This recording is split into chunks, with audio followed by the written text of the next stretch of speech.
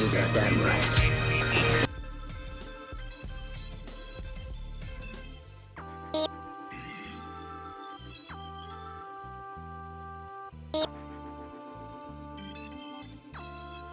Not the beast! Not the beast! Ah!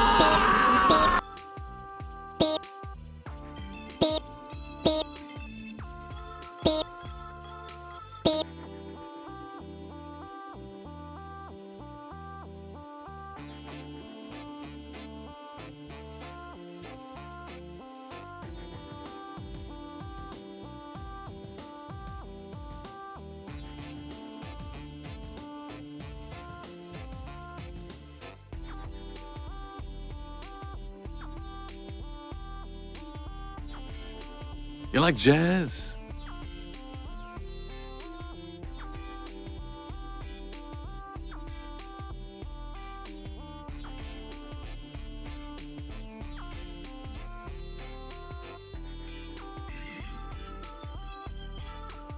You like jazz?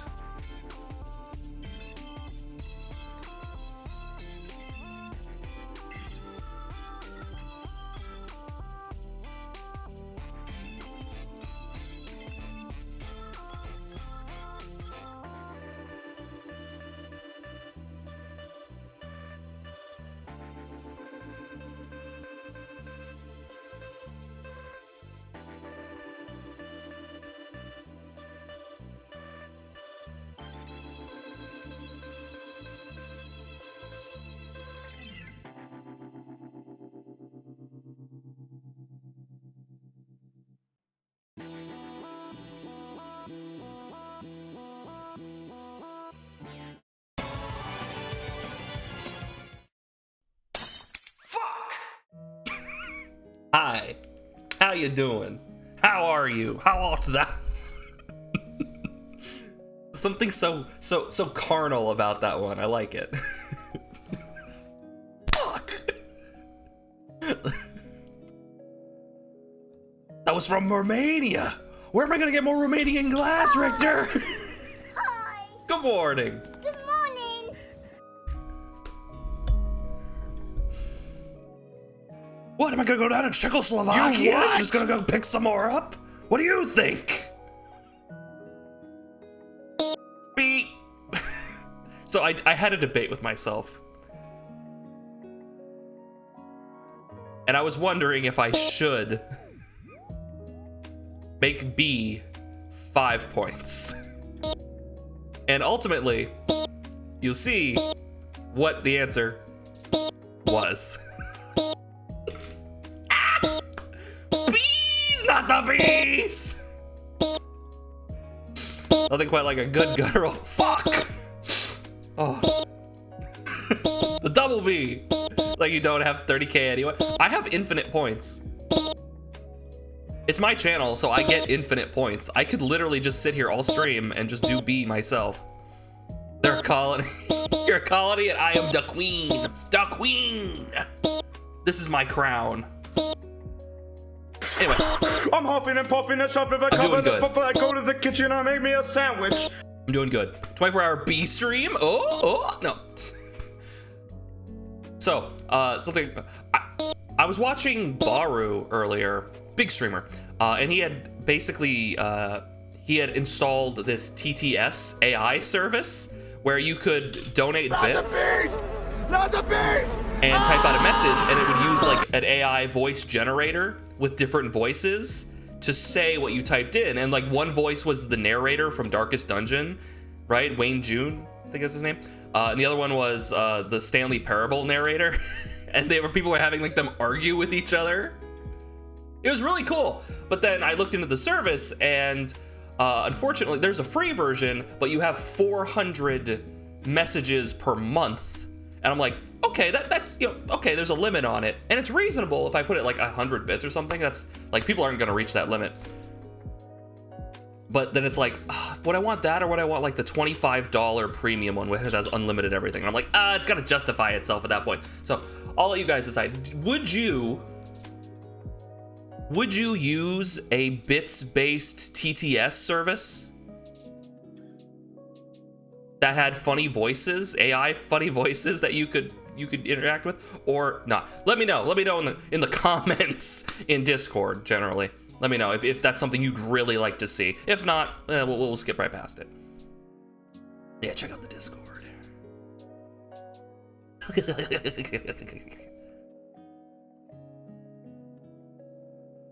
You guys couldn't hear that. Wait. Fuck! There it is. Okay. Realistically, I do not like spending more money on Twitch, but the prospect amuses me. Yeah, I know how it is. Generally, it's a free entertainment service, relatively. So, I get that. I understand.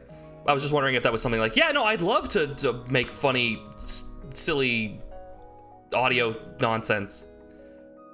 Right?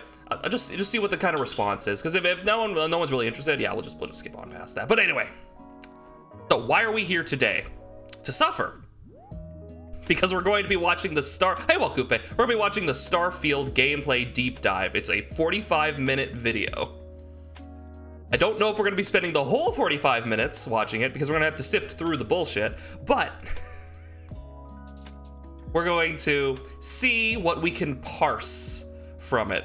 Because I wasn't really that interested in looking at any trailers or gameplay things. We can watch it at 2x speed for bonus fun. They might be talking kind of fast at 2x speed. Yeah, I'll give them the benefit of the doubt. Yes, suffering. Twitch chatters, weak but together strong. I was not really interested in watching the trailers because it's always a bunch of empty promises, but I've been seeing a lot of positive spin on the Starfield stuff, and I'm like, hey, yo, maybe they actually deliver and show something interesting, and we'll see. Because I'm still stuck on we've made 1,000 worlds and they're all worth going to, and I'm like, really? Bro, you can't even make 100 quests worth doing. You're gonna make 1,000 planets worth going to? Yeah, okay. We'll see. Bee-thesda has never used empty promises. I loved the Oblivion horse armor. We'll have to see, but Starfield looks pretty rough from what I've seen. I haven't seen a whole lot on it, and I'm not huge on like the cosmonaut like spacesuit aesthetic, right? Like the first thing that's gonna happen, you're gonna see people modding in like cool alien space armor stuff, right? First thing, literally first thing. You're gonna see the visual updates, visual mods, right? People doing texture work generally is gonna be the big thing, but then model work is gonna come immediately after that. I haven't seen the trailer yet, so this will be nice. Yeah, this is literally like a 45-minute like extended. They talk about like what the main goal of the game is, character creation, the skill menu, ships, companions, space flight, Starfield Chronomark watch. I guess your Pip-Boy. The Xbox controller and headset. How it will influence this, I don't care. I will be playing it on PC if I do play it. Exploration, outposts, combat, which hilarious that combat in this game comes at the 38-minute mark into this 45-minute video and lasts about a little less than 2 minutes of the 45-minute video, but hey. Little concerning, but let's get into it. Let's get into it. By the way, I appreciate you guys coming out on this special bonus stream. Right, this is a bit short notice. We're kind of out of nowhere. I did announce this yesterday, but like, this is not usual. This is not normal. So I appreciate you guys showing up. Meme. Oh no, where is he? I'm here. Who actually wants combat in an RPG? I mean, really, you just want to roll the playing. You just want to role play. Combat is always lackluster. It is, but like the gunplay in Fallout 4 actually felt relatively good. Like, the interaction between the actual gunplay and the movement was a little clunky, but, like, the guns felt good. Like, they're kind of starting to figure out modern, like, combat gameplay stuff, like, with guns and stuff. So we'll see. You like the combat in Skyrim and Fallout 4. In Skyrim, it's relatively bare bones, and obviously, if they made another Elder Scrolls game now, It would be based on Skyrim stuff because that's the thing that did well, and they're gonna iterate on that. But it would probably feel a lot better, I would imagine. But it might also, they might go about the route of let's make it look better, in which the animations are like they're all pristine and cool, but the game feels like trash. It depends. It really depends on like how they approach this. We'll see though. Okay, let's get into it.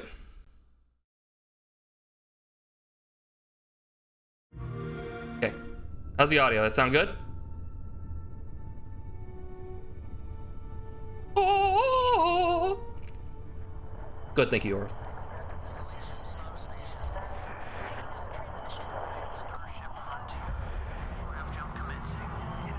Already bored. No, please, sorry, please continue.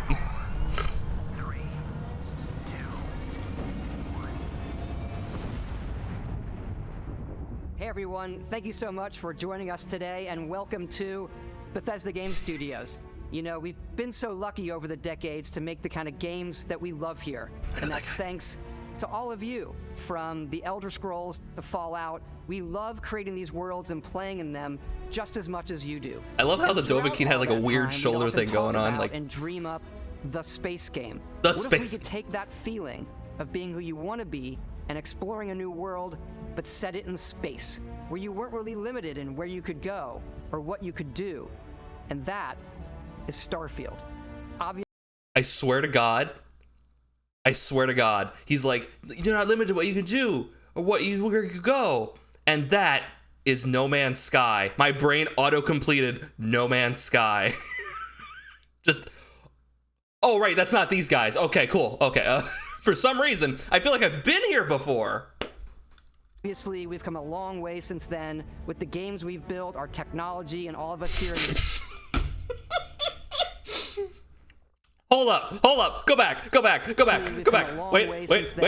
Fallout 4? Wait, what's that game over there? What's hold on, let's go back a little bit. What was that game in the corner there? We don't want to talk about that one. We don't want to talk about that one. Don't talk about that one. Hide that one. Hold on. We gotta hide that one. What the fuck?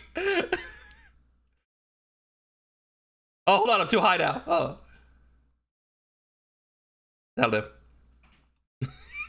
Okay, let's continue. Sorry. And all of us here in the studio, we've done so much together, but, well, we've never tried to make a game like this. Today, you'll get to hear from many on the team and see so much of what we think makes our game special. So let's jump in and take a look. So pretty much as always, Todd in the dark. Pretty much as always, I want to get the head of this. The art department of pretty much every game studio knocks it out of the park 100% of the time, like all the time, right? So all the art we're going to see is probably going to be amazing. I want you guys to temper your expectations like, wow, that looks great. Yes, it does, because the artists are always immaculate. It's how they implement it. So try to keep that in mind instead of this looks cool. Okay, how is it going to play? How are you going to implement it? Am I going to be staring at this robot, or can I pilot this robot? Anyway, we'll continue. The quest. In-game footage. Starfield is our first new universe in over 25 years. Because Darian's not Catron. Bethesda RPG through and through, where you step into a new world and you I don't get know, I the felt like it. feeling of unlimited Welcome in, dude. possibilities. But this time, it's not just one world. UI is a little lackluster, but it's early, so it's not a big deal. It's over 1,000 worlds. It's over Because the 1,000. choice of where to go, it's not ours, it's yours. And it wasn't until now that we had the technology to create it. Monday stream, yeah, okay. From the rocks at your feet to the mountains in the distance. Yeah, to the Darian people is and creatures that live in these worlds. she's hanging out. She's taking a vacation. She'll be back That isn't just a backdrop. That moon by is actually tomorrow? there orbiting the planet. Thursday. Yes, you can visit it too. she'll be back soon. We realistically simulate the galaxy around you. Our next generation Realistic? lighting model uses real-time. That means no global aliens? illumination to light the world based Ooh, on the Stargate. type of star and the Is that a makeup Borderlands? of the planet's atmosphere. We also have an all-new animation system. Okay. And of course, you can play it in third person, and you can play it in first person. Also, you'll notice, you might have picked up on this, that the footage is running in 30 frames per second. If you have a keen eye, you might have caught that. The game's gonna run at 30 on Xbox.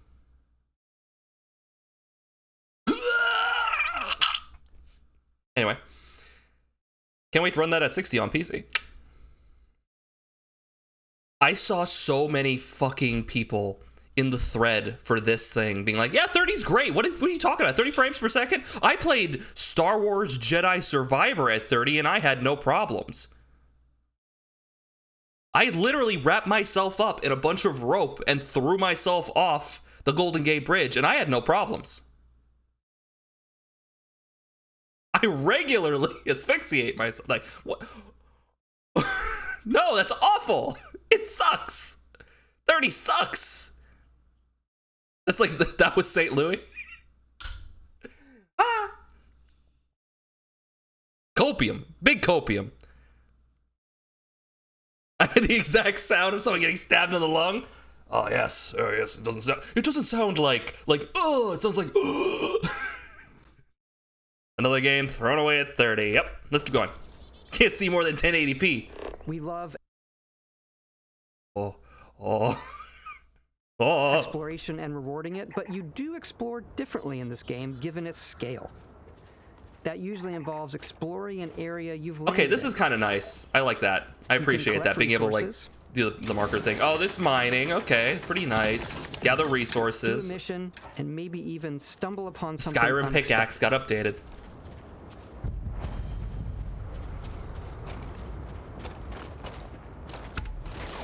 That's true. Okay, we actually do get combat early. Okay, cool. Okay, so we got bullet sponge enemies. Cool. Awesome.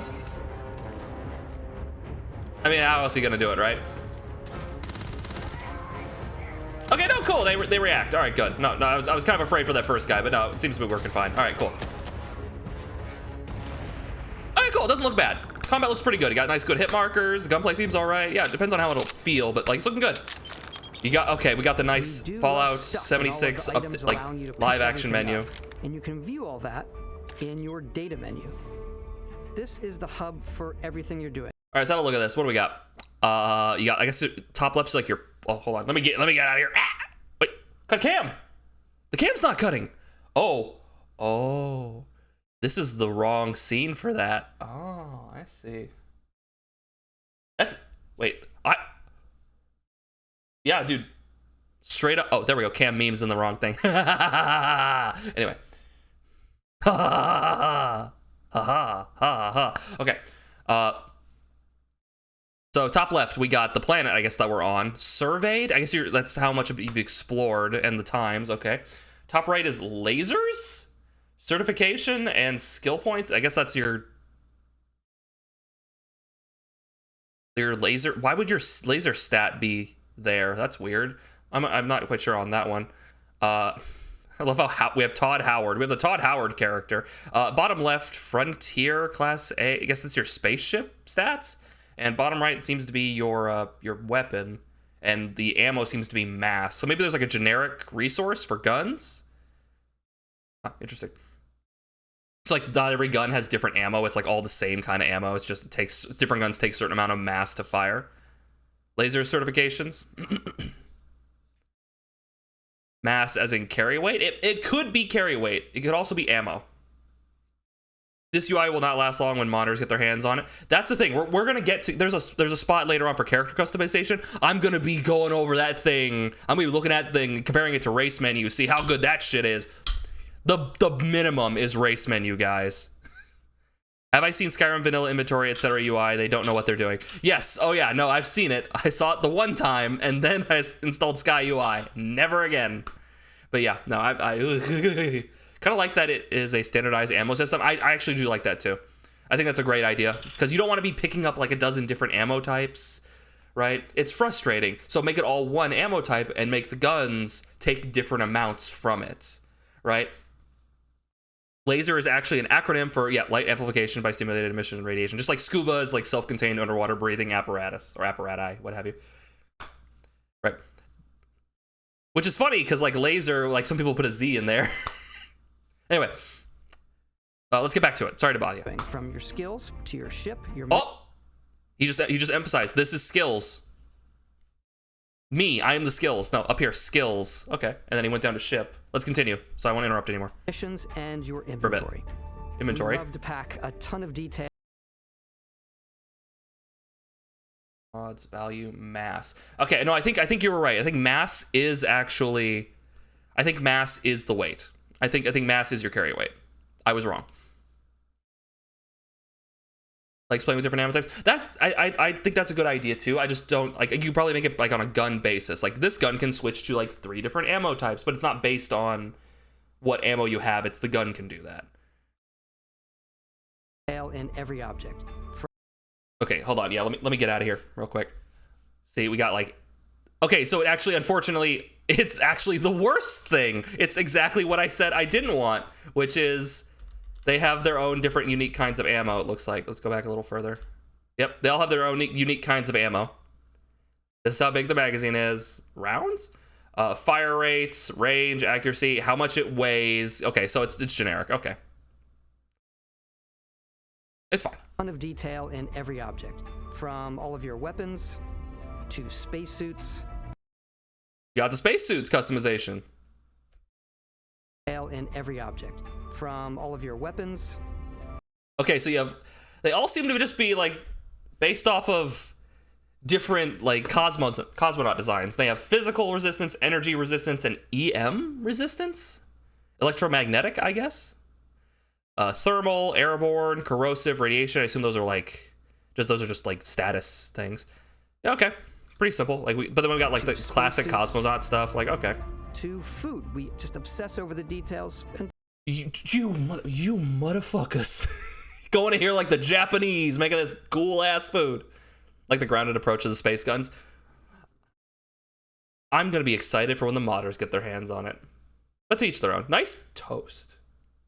Food, we obsess over food. When you're done exploring, you can walk back or Grenades, we got grenades in the bottom right, baby. We have companions and crew you can take with you. The robot! I left Vasco here back at my ship. Welcome back, Captain Howard. And Can I kiss the robot? he can even say your name. Let's head out. Wait, what? And I left Vasco here back at my ship. Welcome back, Captain Howard. Is this another one of those we plugged in like a dozen, like 100 different names for them to recognize? Or are they going to be using AI technology to recognize names? Because we're getting to the point where the latter could be true. Yeah, is it just Codsworth again, or... Anonymous just gifted 5 subs. I'm befuddled, Anonymous. Like, I've hidden the sub count because this was a bonus stream, and I didn't want to, like, pressure anyone into giving me, like, subscriptions or donating anything today. So, I appreciate it immensely. Thank you. You've been a sterling star in the sky. Thank you.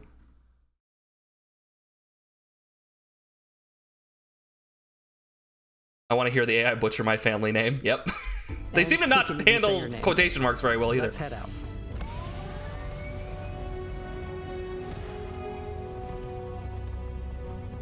Our mission was to convey the wonder and majesty of space exploration. Art director. To evoke the romance of the golden age of early spaceflight. Okay, that's what they're going for. We refer Okay. to this approach as NASA Punk. This means a design language where the tech is advanced, yet still looks grounded and relatable. For us, it's that contrast. That's where the visual interest is.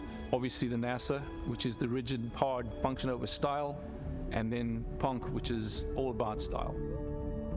You can see that visual style coming through in your ship. Your ship is your home for you and your crew. And like many of the spaces in our game, it has a slightly retro and analog touch, a bit of lo-fi rather than sci-fi, where everything is well used, worn, and lived in. Alrighty. What's the plan, Captain? I want to say this here. I don't like the style, but I think they executed it immaculately. like it's not for me, but it looks awesome. Like, it is not my style, but they did an excellent job at this. It looks great, and if anyone who likes this is gonna be like blown out the window, they're gonna love it. Absolutely. Great job, guys. Less distant future Atom Punk. Yeah, it's effectively, I keep saying like early space cosmonaut, like grounded, realistic, that sort of thing. And that's like, if I'm like thinking about space, I'm like, I want like a laser blaster, and I want like the dumb, like little like space nipple, like it's like a prong with like a little bulb at the top, like that, or like cyberpunk laser shit, like out there, crazy. Right, that's what I'm looking for, but that's not what that is. Right, this is more down to earth, which is ironic. Retro futurism, yeah, kinda, yeah, a little bit. I like the extremes we can go with space designs, but this is more realistic, and the modders will go crazy. We're gonna get future. Someone's gonna change fucking Vasquez. What was his name? Bosco. They're gonna change him into Bender. Like, I can totally see it, and they're gonna like have like John DiMaggio voice lines going in there, like bite my shiny metal ass. This is your star map. Okay, so it's like the Mass Effect planet scanning thing going on. We got all that information on it, resources. Yeah, this is a resource gathering section of this game. It starts with the planet you're currently on. You can see all of its info and resources. You can choose a landing spot or fast travel to known locations. Backing out further, you can view all the planets in the system. Obviously, the game is big, and it's here you can see planets that have key locations, missions, or life on them, versus the many planets that are barren but resource heavy.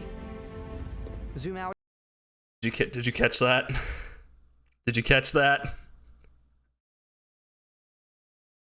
Macho Man Randy Savage mod went, "Oh yeah, brother, we're heading up to Porima here soon." You'll go to some planets that have stuff going on, but then there's also the completely barren, boring, stupid planets that just have resources that we're using to inflate our numbers.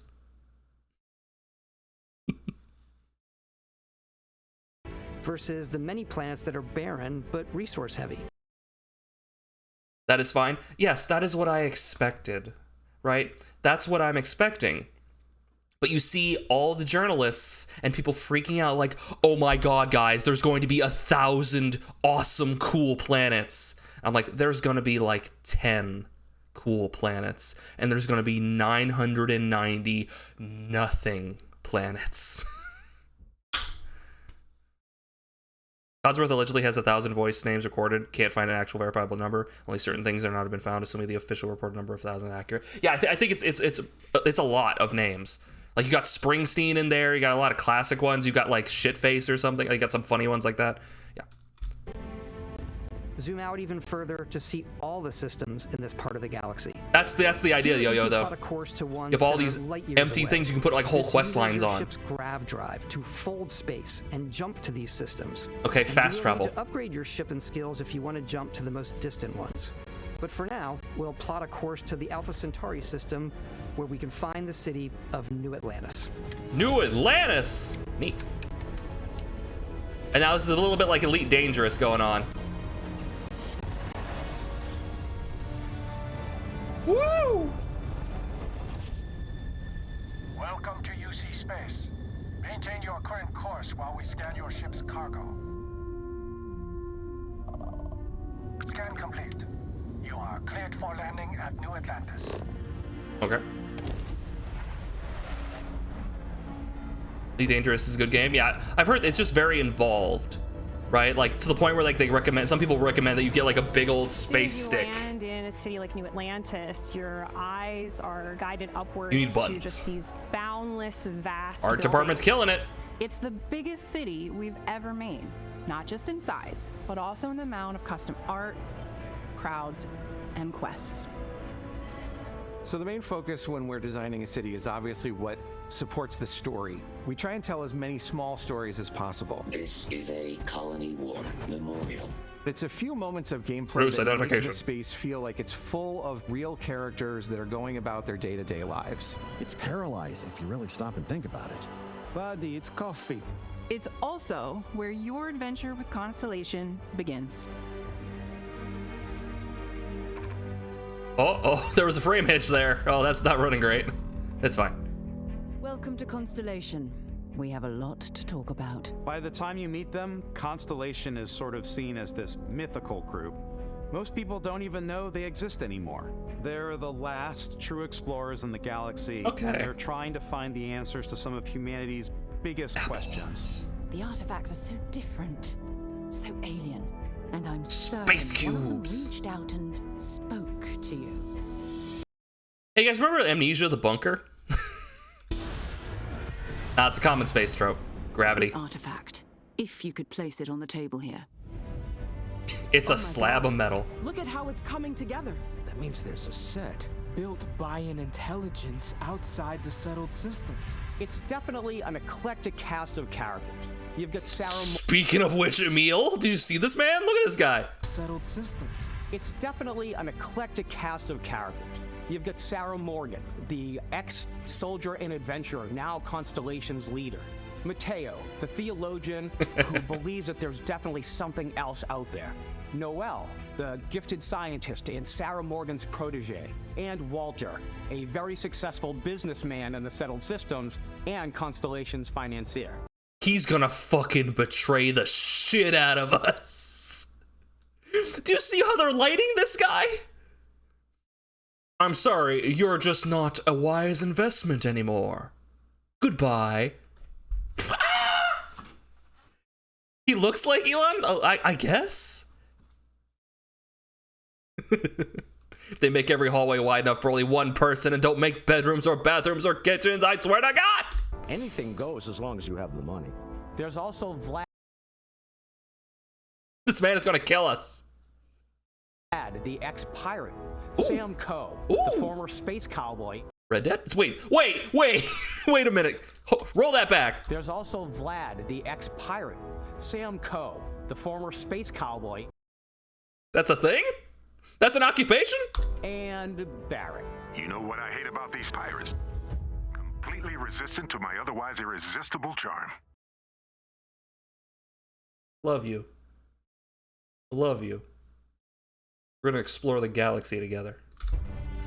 The journey you take with Constellation is just the first of many you'll embark on. The Settled Systems is home to all kinds of different stories, people, and adventures for you to uncover. What the fuck was that thing? Go back. Fucking. Oh, he's so cute. Ah. He's hideous, but I love him. He's perfect. Child, I want one. Oh! No! We got monsters. The United Colonies is where you'll Wait, where are we right now? We're still in the Your Atlantis, Quest section. The first major human settlement in space. The people who live here value law, discipline, and the legacy of humanity. They consider themselves the true children of Earth. You ever think of joining up The with truest Vanguard, of children. help the United Colonies, even get your UC citizenship? Some children are more Atlantis true isn't than the others. only city within the United Colonies. The city of Sidonia on Mars to this day serves as the largest mining facility for the United Colonies. I'm kind of bummed we're not gonna get like humanoid aliens, you know, like a race of like cat people or lizard people or people with slightly long in a ears. much more wild and independent coalition of star systems. Makes sense, Sinner, It's yeah. Freestar Collective Space. The capital of the Freestar Collective is Aquila City. The Stone Root Inn is in Aquila City. Very Western. You see that guy on the left? What can I do you for, John? A ranger relies on judgment and intuition to do what's best for the people. How many hours in the first day after the release for the first humanoid alien mod? But is now Probably known pretty quick. You're gonna throughout see the some solar weird system shit right as a away. pleasure city where almost Space anything gun. goes. If you've got morality issues, this definitely isn't the job for Got a you. more Eastern aesthetic going on, more cyberpunk. Very cyberpunk, yeah! Eugen is hiring the and brightest of today for our future tomorrow. This is what I'm talking about. Everyone has been chewed up and ground up by neon. There we Try go. not to get yourself killed, all right? Cyberpunk. Outside the bounds of civilized space, there are still plenty of unclaimed systems to explore, but these areas are also home to the most hostile factions in the galaxy. I like his shirt. The great serpent hunger Ooh, can I have that outfit? I want that outfit. shall be made dust in time. Surprise, motherfucker! A new face. Is this the face of a brave runner here to challenge the Red Mile? The what? They think the galaxy is theirs. They are wrong. It belongs to the Crimson Fleet. It always has. Raiders. In Starfield, we're pushing Hey, our Beans! cities and settlements further than we ever have before. How long? Yeah, how long It's all until? there, Apparently not waiting long. for How long you. for a mod can I be? Until be a slice total of hoe. Yeah, humanity's let's do future. it. I want to dress scantily, in space. So, ready to get out there? Want to have a bikini and a space helmet on. Throughout the galaxy, there Yeah, are traveling so to many Tamriel. Like things one of to the see planets is like and the Elder stories to Scrolls planet. That'd be great. But the A most space important bikini. story is the one that you tell. I'm the type of person who spends hours in character creation. And I Speaking think of which, people are we there right now? We are. We just entered character creation. All right. Be really excited when they see all of the improvements we've made. Okay, this is art. One of the biggest overhauls was done through our character generation system. We scanned a wide range of faces from different age groups and ethnicities. And by mixing good. and matching out that data, we were able to create highly detailed and diverse characters. We use that exact system to create all of the characters and NPCs you're going to see in the game. So any character you see almost always is a character you could make yourself. Oh, you're finally awake. Come on, come on. Okay, take it easy. You were out cold. No physical damage. Mentally, the jury's still out. You know who you are? New Yes. recruit for Argos Extractors? Ring any bells? Any of this look familiar? Okay, so you got the Start your character presets. creation journey as though you're cycling through employee records. You'll pick from a lineup of 40 presets, and that'll be your starting point. Okay, we got the triangle. The triangle's back. Your journey from there can be as detailed or as quick as you want it to be. So first off, good for them. Walk style. Let's straight up, because in Bethesda games they have two separate like base sets of animations for men, one for men and one for women. And a problem that happens in Skyrim is that I believe in the default version, all orcs, even the female orcs, use the masculine animations, which can be annoying for some people. So because like it's one of the more popular mods I see is the one that says, hey, make the orcs use female animations. So it's cool that they're just giving you the option without having to rip it out and fix it yourself.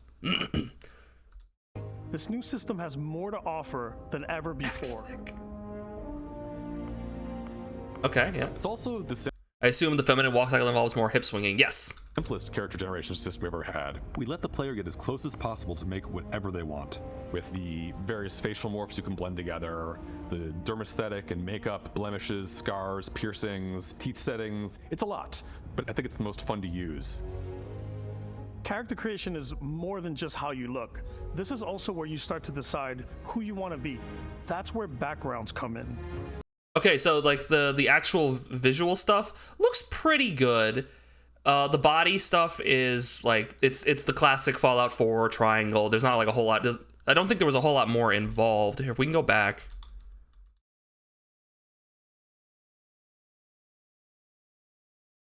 Yeah, there's no deeper detail on that. It looks like, but that's fine for the most part. Okay. This is also where you start to decide who you want to be. That's where backgrounds come in. So backgrounds. Okay, so starting skills. Lasers was like a starting skill, I guess. Okay, so you have like over here, you have like a whole thing of like you be a beast hunter or a bouncer or a chef or a Ronin. Interesting. Backgrounds give you a bit of backstory and start you out with 3 basic skills. Which is good, because that was one of the major problems with Fallout 4, was you were a character that existed already. I don't see no hoe in the background list, 0 out of 10. That was your night job. Your day job, though, was obviously a diplomat. Yeah, Fallout 4, defined you too much. You were either a soldier or a lawyer, and you were looking for your missing child. Did you want to be a person who didn't have a child? Too bad. That was a defining characteristic, and it made no sense for your character to not be pursuing that at every opportunity. So it kind of skewed that. So it's nice that you get backgrounds, and you can actually not just imagine and ignore shit. You can actually do shit with defining your character. From chef to Dusty. You know, the crew still has a betting pool about which restaurant critic you must have crossed to wind up here. What's great about backgrounds is you never know when yours is gonna come in handy. You could be in the middle of a fancy restaurant talking to some guy, and suddenly you learn he needs a beast hunter to help track down a monster. Cool. Fine. I probably should stick to professionals anyway, given what happened the last time. We're also giving you the option to customize your build even further by letting you pick up to 3 traits. Traits are completely optional, and they... Traits are cool. Wild Wasteland, always good. Crime bounty of other factions greatly increased. Yeah, absolutely. Wonderful. Good idea. What happened last time? Fallout 4 mods fixed the starting stuff entirely within itself, but they could only do so much about anything related to it later on. Yeah. Come with their own... You automatically send 2% of your credits home to them every... Oh, that's adorable.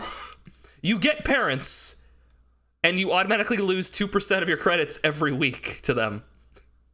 That seems purely roleplay. Exerting yourself uses less oxygen than adventuring alone, but more when adventuring with other human companions. Wait, there's oxygen exertion? Oh shit. Disadvantages. Hero worship? You've earned attention of an annoying, adoring fan who will show up randomly and jabber at you incessantly. On the plus side, he'll join your ship's crew and give you gifts. Hero worship. Pikachu, meet your biggest fan. That's awesome! By the terror, by the terror! Is it really, really you? He'll join your crew. Is that the guy? Wait, is that the guy from Oblivion? Yeah, is that the guy from Oblivion? That's totally him, isn't it? Fuck you guys. That's good. That's good. Oh no! By the terror! Is it really, really you? He looks so good. Can I shoot him, please? Oh, I didn't know they were putting Tingle in this game. He'll join your crew. You like jazz? If you're willing to put up with his constant commentary. I can't believe I get to stand near you, breathing the same air. I've got to have every molecule. He's perfect. My favorite trait is kid stuff. You have to pay some credits to support your parents, but they're very sweet and it's really fun to go visit them. Honey, we got ourselves a visitor. Oh my god! I came across some hostile zealots in space, but because I had chosen a trait that made me the same religion as them, I was able to get by without any issues. That's so good! It's, oh my god! They realize they're making a role-playing game!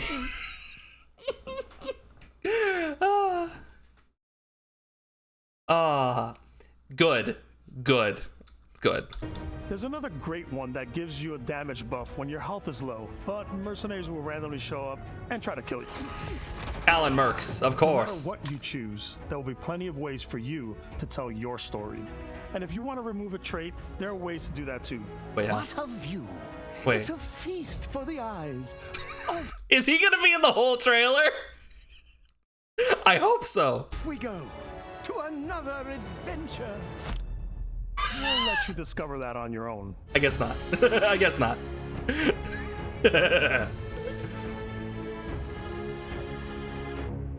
Cool. Very nice, guys. All right, what's next? Skills. All right, we gotta look at the skills real quick. Once you've built the perfect character, that's when your journey can really begin. We took what we loved about skills and perks from our previous games and put them together to create an all-new skill system. Each time you level up, you get a skill point. Okay. Which can be used to unlock or rank up skills.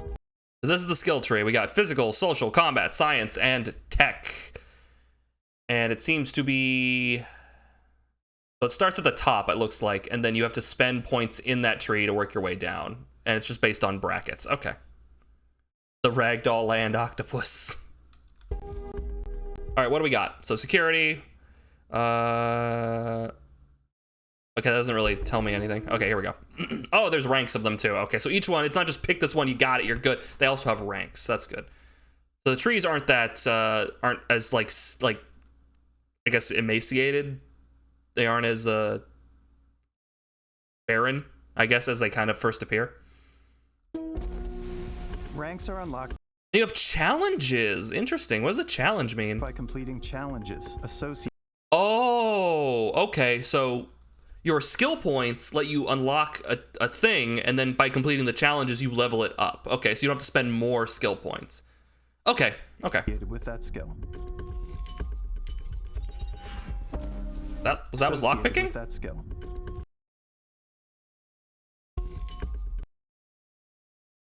Interesting.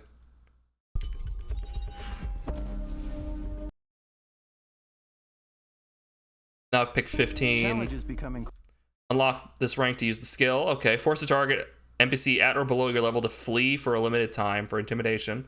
Or you can force a target NPC for 10 levels higher than you to flee. It basically just this one. Here's a limitation. Okay, lighten the limitation. Okay, lighten the limitation. Okay, no limitation. Increasingly difficult as you work your way to higher ranks. Yeah, just it's kind of boring. Like the specific challenges are just kind of like do it some more, do it some more. Okay, you got it.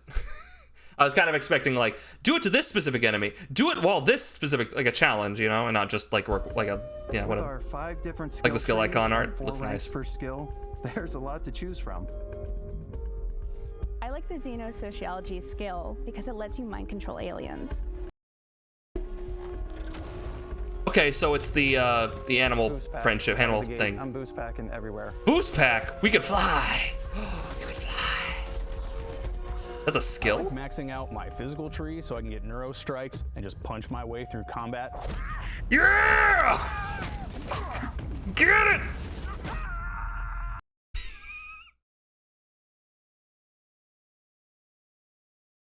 Wait.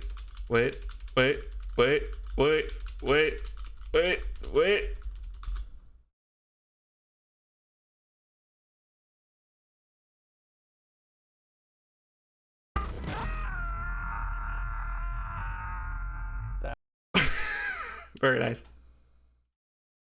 That one's a lot of fun. Invest in the skills that suit your playstyle. I'm very much a stealth player, so I'm out there pickpocketing everyone. Okay. My favorite part about being stealthy is slowly creeping through vents like you're in a movie. Are the vents so jumping out and big? springing on people? Surprise! Whenever possible, I like to talk my way through situations. This area's off limits. Fine, I'll issue you an access card. I'm more of a run and gun player. I like doing the death from above thing where I boost pack over guys and I throw landmines at them.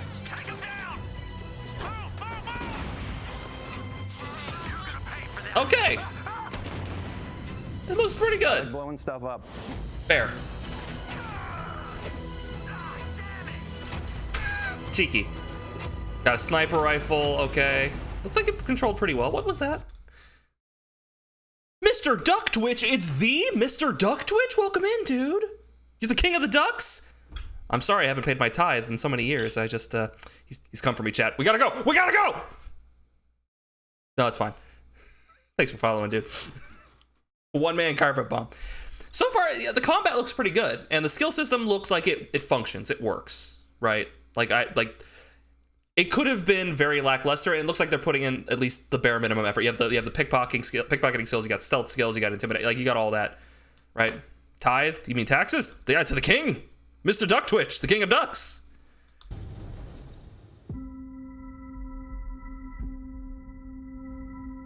So there's 20% off on Green Man Gaming. Wait, really?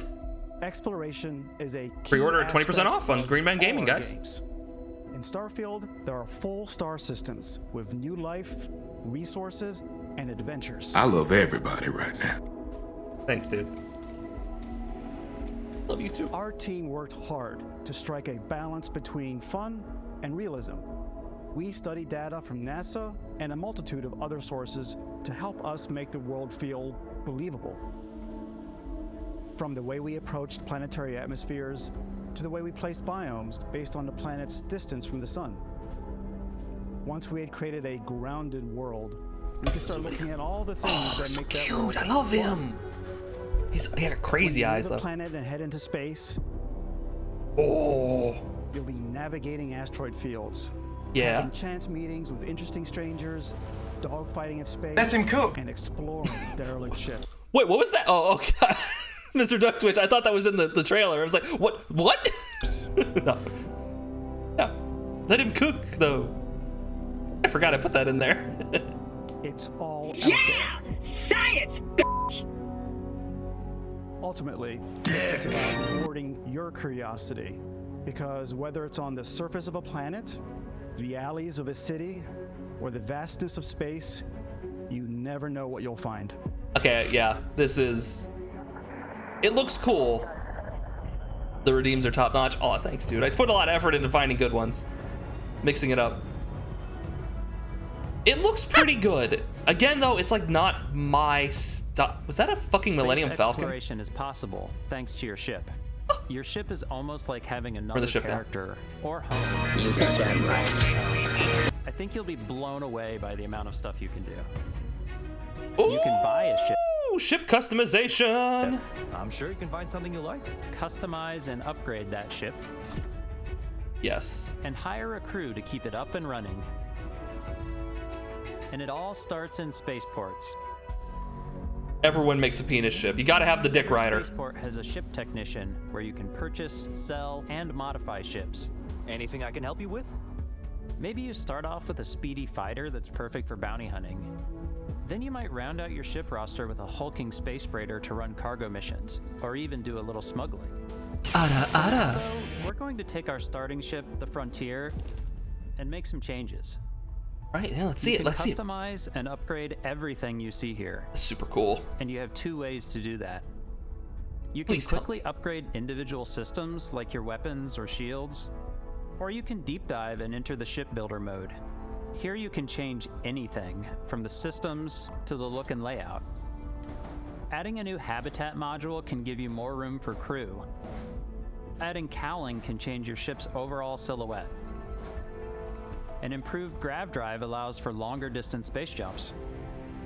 You can even fully customize your paint job to get the exact look you want. Perfect. The parts you choose to build with don't just affect your ship's stats.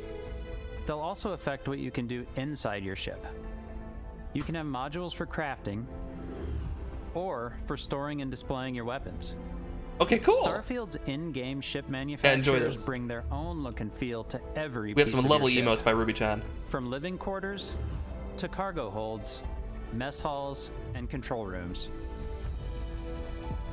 That's super cool. You get to make your own Skyrim house.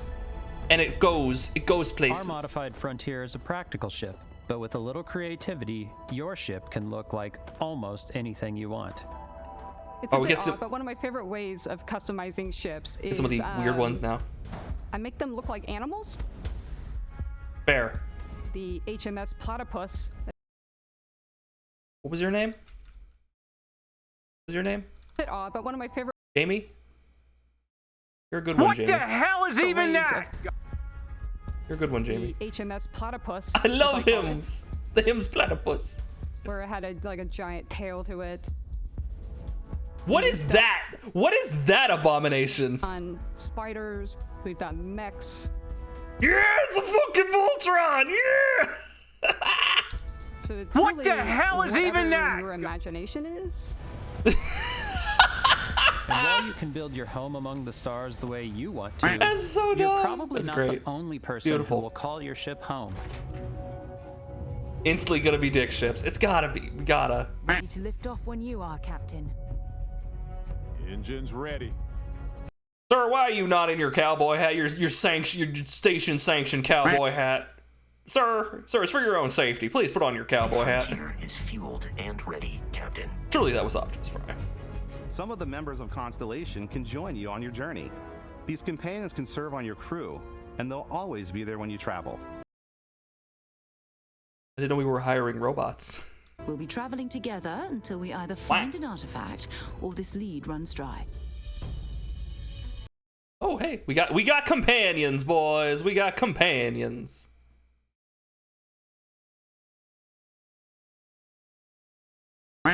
Oh, there it is. Wasn't working there for a minute. Beep. Yeah, it's a little wonky right now. Stream Elements is being a bit wonky. Sorry about that. Let's continue. Each companion comes with their own valuable skills for your ships and outposts, as well as unique quest lines. Eventually, some friendships might blossom into romance. I don't know that I've ever really loved anyone except you. And if you're You can kiss the cowboy on his hat. looking for a little extra help on your ship, you can always hire additional crew at spaceports. Give me your Room hat. on your ship for someone like me? Hey, America! You'll also meet potential crew members out in the world. Still think there might be a spot for me on your ship? I don't know, man. I don't know. You're gonna have to outweigh America here. I gotta get off this rock. Assign crew to your ship or outposts, and their unique skills will affect how they run. Okay. And just like companions, most crew members can lend a hand in the field. Take Bosco, for instance. Bosco. He's designed around the core basics of a NASA machine. Please avoid getting shot. You might die. I still wanted to give it almost a humanoid personality, so I elongated the limbs. Look at him To go! make him feel more human-like and give him a little personality. It is a shame exploration requires so much bloodshed. Using the shipbuilding I'm taking him tools with and me crew too. selection features in Starfield, you'll be able to build and captain the ship of your dreams. So I appreciate this aspect because in the other games you basically had to pick one companion to go with you, and for the most part you're gonna stick with that companion for the whole game or for as long as possible. You're very rarely gonna swap to someone else, right? It's like, hey, you're playing 4, you're gonna stick with Piper the whole time, or you're gonna get Kate and you're gonna keep Kate the whole time, right? Maybe you get Codsworth and go with Codsworth. Strong, you got the milk of human kindness, yeah, like go strong. Maybe get McCready, right? Or maybe we're going with Skyrim. You're gonna go get Serana and no one else. And you're gonna go, okay, Ridge Raider, hey, comes in like the night, disappears like the night. But this, you can get a bunch of different companions and have them on your crew, so they're all like there and quickly available, but they're not functionally with you in the quest zone, like when you're running around shooting shit, because that's too many NPCs, but they're like functionally there. Right? Maybe they'll talk to you over comms and shit. Hey, you want that cool interaction that the companion might have over comms? Instead of having them be there, they're talking to you, but they're not physically there, blocking the hallway. Like, yes, good ideas, good ideas. Level up each companion to romance levels so you have all at once in Fallout 4. Oh, God. Yeah. Because there's a bunch of mods that let you do that. There's a bunch of mods that let you do that. They let you have multiple companions, but the game's not designed for that, and it can be frustrating. It makes the game really easy, but also kind of clunky. Beep. You can do that in vanilla. You can only have so many companions with you. Yeah, you just can't run around with multiple. Yeah. Like I think you could have. That might be a mod to let you have like dog meat and a companion, or you might be able to have dog meat and a companion. It's weird. Yeah, today we're gonna be playing some Bee Simulator after we watch this. So.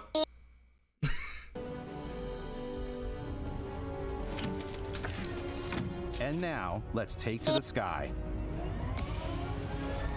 To the sky. Jeez, look at all this thrive. I was kind of hoping it would like break and explode. Like, ah, shit, we forgot. What's next? Space flights. Okay. Is the whole stream just gonna be me going over this trailer, like the fine-tooth comb? Jeez. We're putting you in the cockpit of your very own spaceship. Good. And telling you that you can do pretty much anything. And that is really cool for us as developers. Spaceflight should be exciting and dangerous. And you should feel like you're in complete control every step of the way. You should feel like you're in complete control every step of the way. I have no idea what I'm doing. We are going to die. Aside from any specific limited quest interactions, only one companion and sometimes dog meat, but there is a mod that fixes it so dog meat can be with you with any companion, since that was in vanilla until right before the release edited it out. Yeah, because you can get dog meat for like the main quests, like Nick asked, like has you go get dog meat to like smell something and search or something. So they had the code in there. Like they still had it. Like they took it out. Obviously, it was a thing in there, but they took it out and they, yeah. They still had it available and utilized it. Or the mod that makes dog meat into a gorilla. We've extended that sense of control to ship combat. It's not about just hitting your triggers to fire your weapons. Why not? No. It's a complex dance between your piloting skills and our power allocation system. Oh my. Boosting power to your engines will make your ship faster. Okay. Powering up the grav drives will shorten the amount of time it takes before you can make a jump. So if you want to escape, you just put it all to grav, I see. We get the fuck out of there! And moving your power to your weapons and shields means you're ready for a fight. You should always be on your toes because you're not alone out there. Okay, so they're leaning into the fantasy of the divert power to shields, that sort of thing. It seems a bit complicated and a bit clunky, but it's feeding into a fantasy, right? It's not like they thought this was the best way to handle it. There are skills for it. It's not like this is what they thought the best way players would like this. This is what people want in a fantasy. You have to lean into the fantasy. Power allocation is a good system. It does it. You can also have a right-click in addition to your companion with the Dragonborn DLC. Oh, I didn't know that. It's been a game mechanic for many decades. You're okay with it. It just like I'm on the side of it. I think it's a good idea, but like it would not shock me if a developer is like, yeah, modern like game players, like modern gamers, they want it simple, right? Just hit a button and kill the thing on screen. Like instead of making it more complicated and involved, they make it hyper simplified and streamlined. But it's like, no, this is part of it. This is part of the joy. The fantasy is like the little minutia here. Will allow you to zero in on specific subsystems of the ship you target. And you can, ooh, there's like a targeting VATS thing? Okay.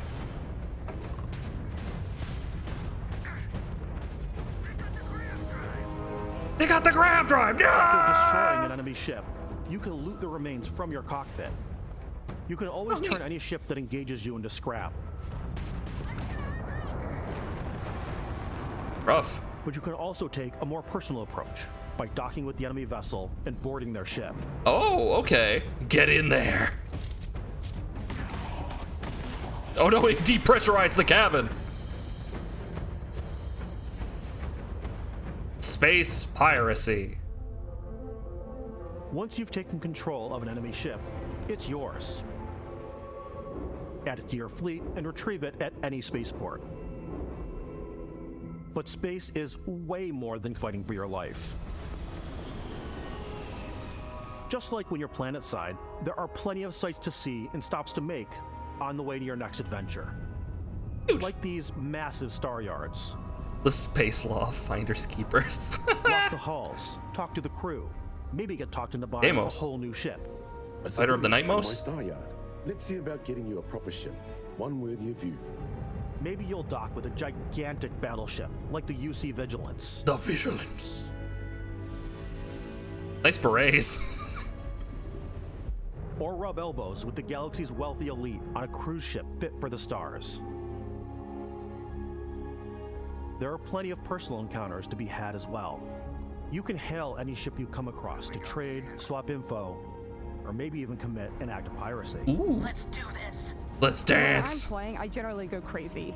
I I just start foaming at the mouth. Routes. I just start mashing buttons on the controller. I go blind with rage. I steal all the sandwiches and put them okay, apparently I'm not far code off. that I have specifically for sandwiches. I don't want to play the hero, but I want to go out and just start taking things from people as quickly as possible. Jamie, you're one of the good ones. She's going around stealing sandwiches in her platypus ship. I like her. I'm happy the game is in her hands. There'll also be at least a few barren worlds that mentioned with cool, rare, otherwise important stuff to find them. I imagine that's where like some of the quests are going to be. It's like, hey, this barren world that has a quest on it, right? I like her jib. Good jib. Some strangers might be looking for a little human connection. Did you succeed, Cindery? Space. Hello, stranger. Grandma. I just finished cooking up some food. If The SS Some of Grandma? the best moments are the ones you discover on your own. The thing I love most about Starfield is that it is a Bethesda game through and through. It's really about going to strange new places, meeting interesting people. That's what I was just thinking about. Like we had like this little flicker of light here. This thing was like, oh, this is kind of horror game-esque, but there's not going to be any like monsters or aliens or evil creatures or ghosts or anything. So it's not, they're not really going to be able to do anything with that, right? And then it's just this Giger shit. Like, yeah, I'm in. We did already see the land octopus, but like I was like on a space station, like not like in the open area, but like no, this looks pretty. We got some terraforming shit. Oh yeah, just put a xenomorph in. Nobody will complain. Nobody will complain. No one will sue you, Bethesda. I'm sure of it. It's really about going to strange new places, meeting interesting people, and getting sidetracked on zany adventures. Then you have like an interesting Egyptian outfit. And realizing 2 hours later that you're involved in a completely new story. You're human. We thought. What were you expecting? We were the only ones to leave Earth. That DNA is so present here. It's in our random encounters. It's in our handcrafted quests. Ooh. And it feels so cool to play it and just make your own path in this universe. There are over 1,000 planets out there, just waiting for you to visit. That's still the thing I'm not convinced on. Whoever owns the alien license might have some words. No. Don't worry about it. Don't worry about it. Don't worry about it. He was expecting a penis monster. We want you to feel like explorers. The Geiger. Moving around on new planets, exploring every inch of a mostly untouched galaxy. Like legitimately. We want you to feel this sense of awe. Legitimately, everything I'm seeing looks wonderful. A little fear. The only thing I'm not convinced of is the 1,000 planets thing. That feels like a head fake. That feels like a cheeky buzz thing. At least it's not that number of procedurally generated planets. Yeah, 1,000's still too many. Like to be convincing. Todd! We've shown you so much stuff, but we thought we'd just take a little break and show you something a little bit different. You know, we put so much detail into our game worlds, and we love the opportunity to bring that into the real world with our. Unless they want people only with massive multi-terabytes of disk space, it's only going to actually be 1,000 fully done. So that's the thing. The game is going to be 125 gigabytes, I think, on launch. You need an SSD. It says it requires an SSD, and it's going to be over 125 gigabytes on launch. Putting that out there. It's a big game. Our collector's editions, and for this game, we've done a watch. It is the Constellation Explorer's I got a watch. This is the watch that you actually get in the game that acts as part of your HUD, where it's the compass and then environmental information. It connects to your phone to give you notifications and other information, and we've also designed this really cool case that it comes with. What happens when it breaks? Yeah, we really took as much care and designed this case as we did to watch. Our attention to detail. Oh, that looks really nice.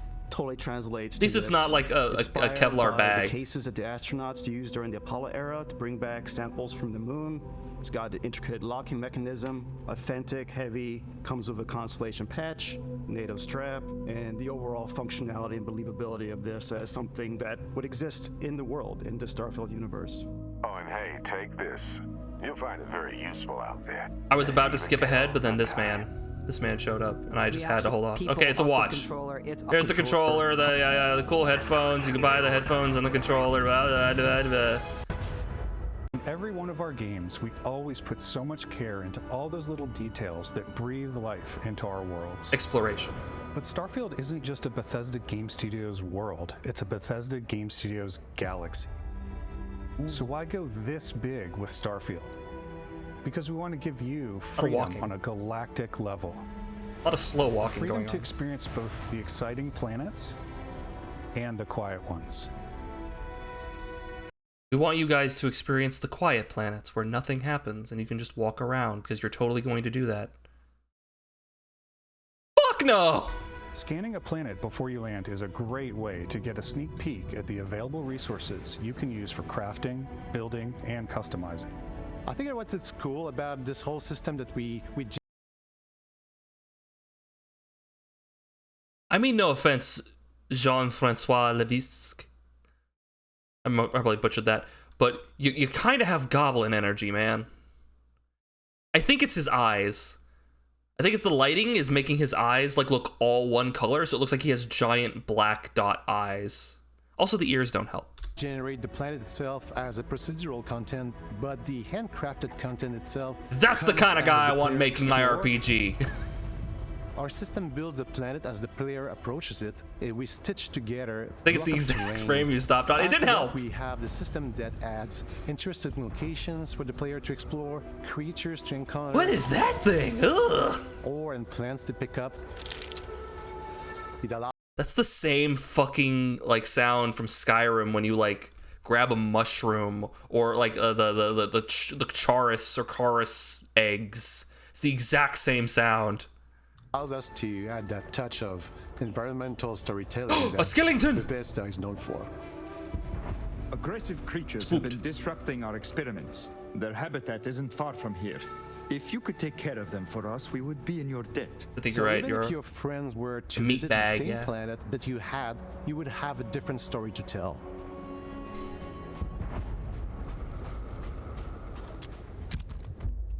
A lot of weird, unique animal alien creatures. I'm really into it. I like that there's so many different kinds. Right? It's not just like, here's the 3 weird alien animals you're gonna see all over the universe. Like, no, there's a few dozen. Oh, oof, that poor guy.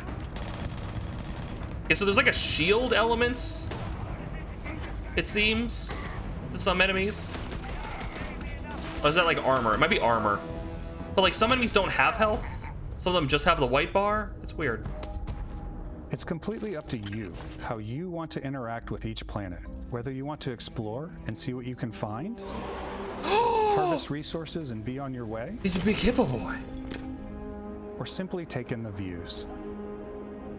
With the help of your scanner, you'll chart the uncharted and discover exotic wildlife. Crab. Big crab. If you have the skills, you can even figure out that certain creatures and plants, you can build an outpost and produce resources from those plants and animals. You can get experience and rewards for fully surveying planets and fully so heavily leaning into the No Man's Sky aspect of it. There's so many different creatures. When we were concepting these creatures, we really wanted to think of them as natural to the environment. We didn't want alien monsters. We wanted native wildlife. Something you've never Then you failed because those are aliens. I don't think that would be something to be ashamed of. You did a great job. I just don't think you set out to make something that looked normal. All that light is calculated in real time through the atmosphere. Our biggest goal for lighting with Starfield was to make the game feel more filmic, to use lighting and color to really make it feel more cinematic. To use more volumetric lighting and mist. just a whole fuck ton of mist. So much fog, so much volumetric. That's just Blackreach. Cinema is built upon mist. Totally aliens, yeah. Look at all this mist. Look at this. Look at that. These look great. The art looks fantastic. Environmental design looks immaculate. There was like snow, and now we got like palm tree-like things. Like, it looks great. Allegedly, Arc is now 400 gigabytes. You can find a spot to set up a base camp. Outposts can be built almost anywhere on any planet. And the habitat modules come in all shapes and sizes. Oh, you build your own little house. Different purposes. You can even live in them. Assign crew and companions to work at your outposts for added bonuses and set up extractors to harvest resources. So this is an escalation. This is an evolution of the settlement system. This is an evolution of the settlement system, which was very fun and interesting in Fallout 4, but was relatively limited by the locations that you could put it in. Now it seems to be more open. Is we have a new fly cam where you can toggle between on-foot building, or you can now use a top-down isometric camera. Perfect. That was a huge problem with Fallout 4's the outposts and placing system. those larger halves, so that way you can really plan your structures and what the overall feel of your outpost is. And then when you're on your feet, you can really decorate and fine-tune things much easier. Yeah, it looks good. That looks good. Space Preston. Where's Space Preston? It's just, I want the cowboy hat guy to look you dead in the eye in the 11th hour when you're about to fight the space monster that's about to eat the universe, and he's gonna be like, well, we gotta do this. Because all the settlements need your help. And then he looks dead in the fucking camera. And then you punch the screen. Another solar system needs your help.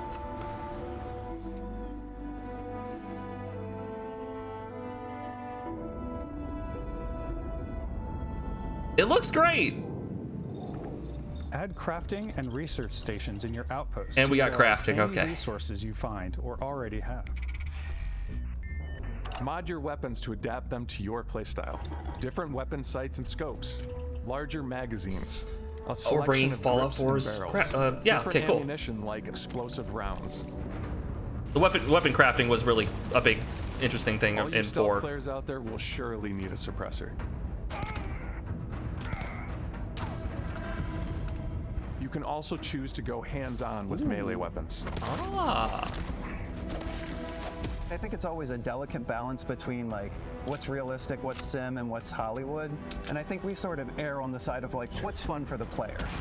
I like how he broke it down to the 3 aspects, like what's realistic, what's simulationist, and what's Hollywood. That's how they break it up. That's cool. Absolutely, Nip. That was, I think, Fallout 4's biggest mistake, biggest problem. Our combat. That and the fact that I didn't really like Boston all that much as a setting. I like 3 and New Vegas' setting way more than I like 4's for some reason. We probably have more mods and more weapons in this game than I want to say any other game we've done before. I would hope so. A lot of variety. Upgraded gear is just one of the many factors to pay attention to when engaging in combat. You may need to switch things up based on your environment. I'm getting like Mass Effect vibes. Gravity That feels is pretty different good. for each planet, and boost packs are excellent for getting around. And for giving you an edge in combat. Ah, space! Sometimes you'll even feel like you're flying. Look at me, I'm Boba Fett, motherfucker! Woo! Django D's nuts! Get him! Zero gravity environments pose a different challenge. Firing a ballistic weapon in zero G will actually push you backwards. Oh, that's nice. Energy weapons, on the other hand, offer a more stable shooting experience. I'm glad they thought of that. Yeah, that's a good We idea. also have mag weapons. These are high-powered electromagnetic induction ballistic arrays. Each barrel has its own targeting laser and can dish out some serious damage. That looks so fucking... Okay. Its own targeting That looks awesome. That each... It's a honeycomb of laser sights. Like with bees. laser and can dish out some serious damage. Like, that aiming reticle is awesome. That's so terrifying. That's like Resident Evil, like the Resident Evil movie like laser jazz. hallway. Bee! Not the beast! Yes, the beast! Yeah! What is that robot model S? Whether you want to get up close and personal with your own 2 fists, or you like more compact Well, weapons like pistol- Can there be an achievement for punching every alien animal in the game? Just bopping it right on the snoot? and submachine guns. Or maybe you prefer something bigger. Hey, there's your bigger. There's your space fat man. Ooh, well, that's a Gatling gun. That's a kind of small minigun. Covered. Okay, yeah, we need Big Boom. Where's Big Boom? There's a Magnum. Ooh, it's more like a pit. Oh, no, that's a revolver.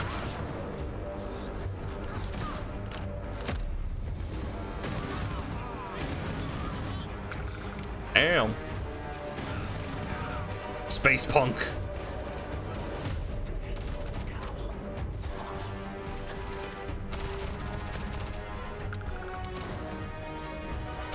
Cryo. What's that? Oh, he's got little customizers on it. He's got like the little, like, how many people I've killed with this gun. Little poke. Yeah, so far, oh, the boys. Oh, jeez, get him in the wrong neighborhood.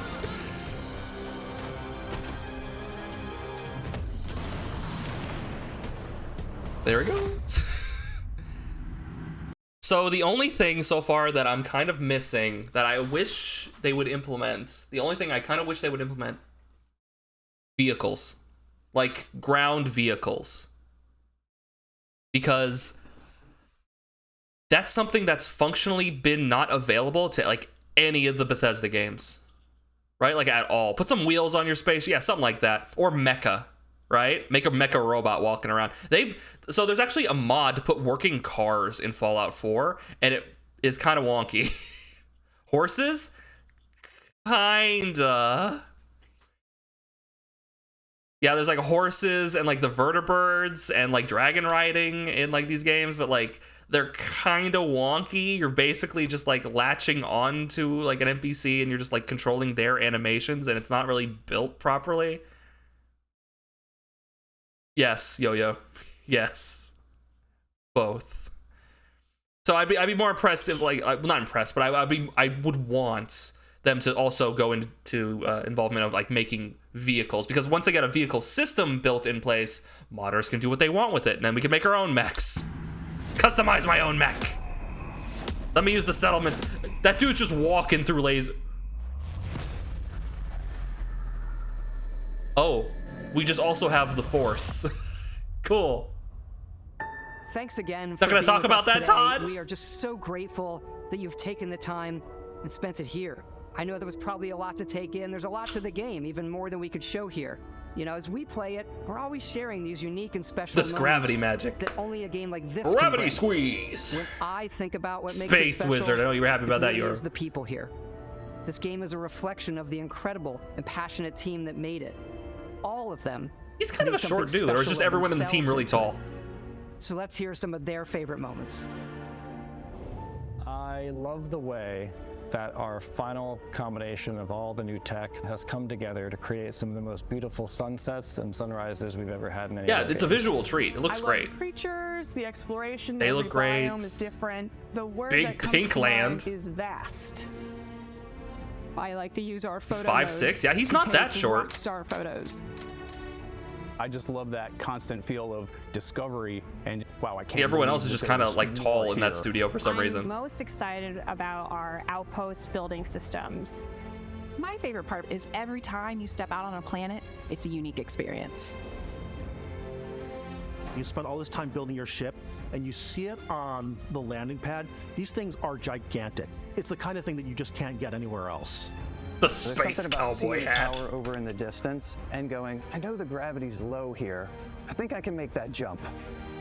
My favorite part is biomes, spaceships, audio design, planets, the day-night cycle. Those details matter to me. Diplomacy, exploration, diplomacy, the ending, Basco, obviously. I love the robot so much. The incredible amount of worlds we created. Sniper rifles, come on. Lever action, rocket launcher, brain sprout. Wait, a lever act? What is that thing? I love, but some people might find creepy. I don't know. I know it's right, Ben. What do you say? He made a joke. On lever action, rocket launcher, brain sprout. The brain sprout. I love, but some people might find creepy. I don't know. Fair. I know it's right, Ben. The thing that I enjoy most about the game is the freedom to be who you want to be, do what you want to do. What is that thing? What is that thing? I am the mole man. It's what you've come to expect from a Bethesda title, but on a much bigger scale. I'm gonna be king of the space hose. Go for it, Nip. On behalf of all of us, we can't wait for you to play Starfield and make your own special moments.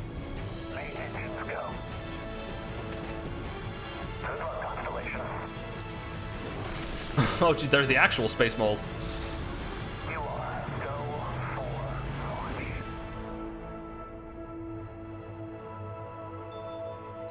I am more impressed than when I went in. I'm still not convinced about the 1,000 planets, though. September 6th, right? Yeah, this year. That's a fucking lie. That is a goddamn lie. I don't know. It would not shock me if they pushed that date back.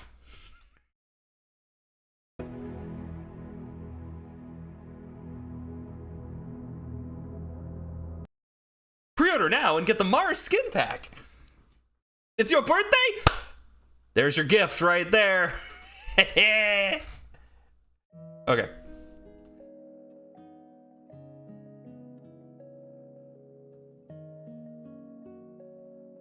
We got one more thing I wanted to look at real quick. Surprise. They have a lot to prove, making us wait for Skyrim 2. Oh, Elder Scrolls 6. Yeah, 20% off both versions on Green Man Gaming. Check that out if you guys, if you're interested and you want to pre-order. Wait a minute. Gonna have to give you an Xbox to play with it. Hey, it's your birthday! This one's much shorter. What did you think? The action RPG game Dragon's Dogma was released in 2012. Dragon's Dogma 2! Now, a decade Let's later, go. I'm proud to share a look at the highly The cat anticipated people! sequel, Dragon's Dogma 2. Okay, yeah, this is what we're looking at next here. As you can see, it's much shorter, but yeah.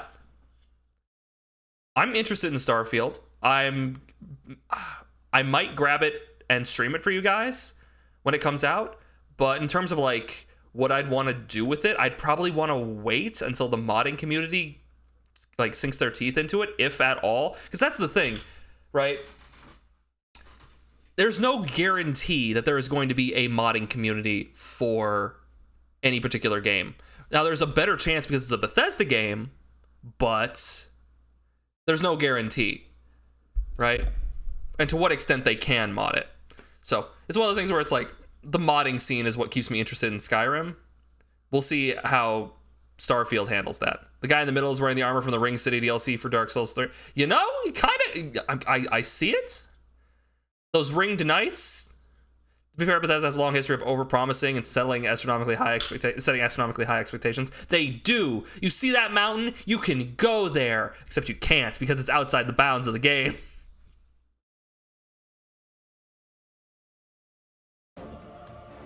Today I want to talk about two characteristics that Dragon's Dogma 2 will This is a gameplay inherit from its trailer, by the way. This is predecessor. going to go into gameplay stuff about First, this. Dragon's Dogma 2 will be a single-player game, but with pawns at your side, it will feel like co-op. Okay, so just like the first one. And second, gameplay will feature action role-playing mechanics set in an open-world environment. Also like the first in the one. Dragon's Dogma series, you embark on your adventures with pawns, otherworldly beings controlled by AI. Cool. Alongside the player-controlled Arisen, you can embark on your journey with a main pawn that can be customized to your liking, as well as up to 2 additional support pawns you can borrow from other players. So here was my main issue with the original one, and it was you had your main character and you had your main pawn, and they would both level up, right? But then the support pawns, you would pull them from other people. Support pawns are other people's main pawns that are on like this online system, and you could pull them in and they would fight with you and help you, but those guys would not level up, which means that you would then have to every now and then send them away and pull in 2 more randomly generated pawns just for them to keep up with you, and it breaks up the gameplay flow and is really annoying. Can have a rook instead. Yes, sure. You specifically. So hopefully they would address that. I kind of hoped they would. To form a party of up to 4 characters. Pawns are controlled by the AI and are now capable of even more precise decisions than in the previous title, helping you in the midst of battle. They can also help guide you to new locations, or give you a high five following a successful battle. Fuck yeah! It really feels like playing Go in for a his party with dick! other players. Dragon's Dogma 2 is built with the RE engine, resulting in a dense world woven with high graphical fidelity. That's dumb. What if I want to keep the same ones or customize the ones I pull for myself? You can customize the main pawn, but not the support pawns, because those are other people's pawns. Yes, it is dumb and kind of annoying, but he's going for a very specific thing. It's the director of Devil May Cry 5 and 4 and 3. And this is kind of his baby. This is Dragon's Dogma is what he's been wanting to make for a very long time. And he got to make the first one, and it wasn't exactly the way he wanted. He had to make some concessions. And now for 2, like now that he's like I saved the DMC series like 3 times now. Can I please make the game I want to make? And Capcom's like, fine. So hopefully he's getting to make the thing he wants. But like that co-op social aspect of it is part of the thing he wants. It's a passion project. But yeah, it's there's some aspects where it's like, this is just going to bounce me off. You'll enjoy a world roughly 4 times the size of the original Jeez. Dragon's Dogma, with more to experience than ever before. The characters and monsters that populate the world are given life thanks to the power of AI. And players will feel like they've been reborn in this vibrant fantasy world. You can look forward to a variety of vocations to choose from. Your vocation will shape your These Arisen's are role the throughout classes. the adventure. Be the Will you wizard. take on enemies with swords, magic. It's all up to you. Okay, you probably couldn't figure out what's happening there. So yeah, there were like 12 vocations. There was 12 jobs in the first one. Like obviously you had your sword and board, like warrior. You got like the was it fighter, and then the warrior was like the guy with the big sword here. And then you obviously have the sorcerer who just like meteor storm. And this might be hard to tell. This guy is grappled on a griffin in the air. You can grab. That was a big thing in Dragon's Dogma, like grabbing onto creatures and climbing on them. Right? And just beating the shit out of him. He's in the air right now. Look at him It's all go! up to you. We'll have much more to share in the future. But for now, yeah, I want to go over a few sections from the trailer that show what we've improved. Okay, for is it actually Dragon's Dogma gameplay stuff, or is it going to be like going over like story stuff? This No, game okay. is designed to enable players to take on situations in their own way. In Oh, addition there to goes the AI, bridge. Advanced technology like immersive physics brings pawns, monsters, and NPCs to life. What would happen if you destroyed that bridge, or if you pulled that monster's leg? What other exciting possibilities can you think of?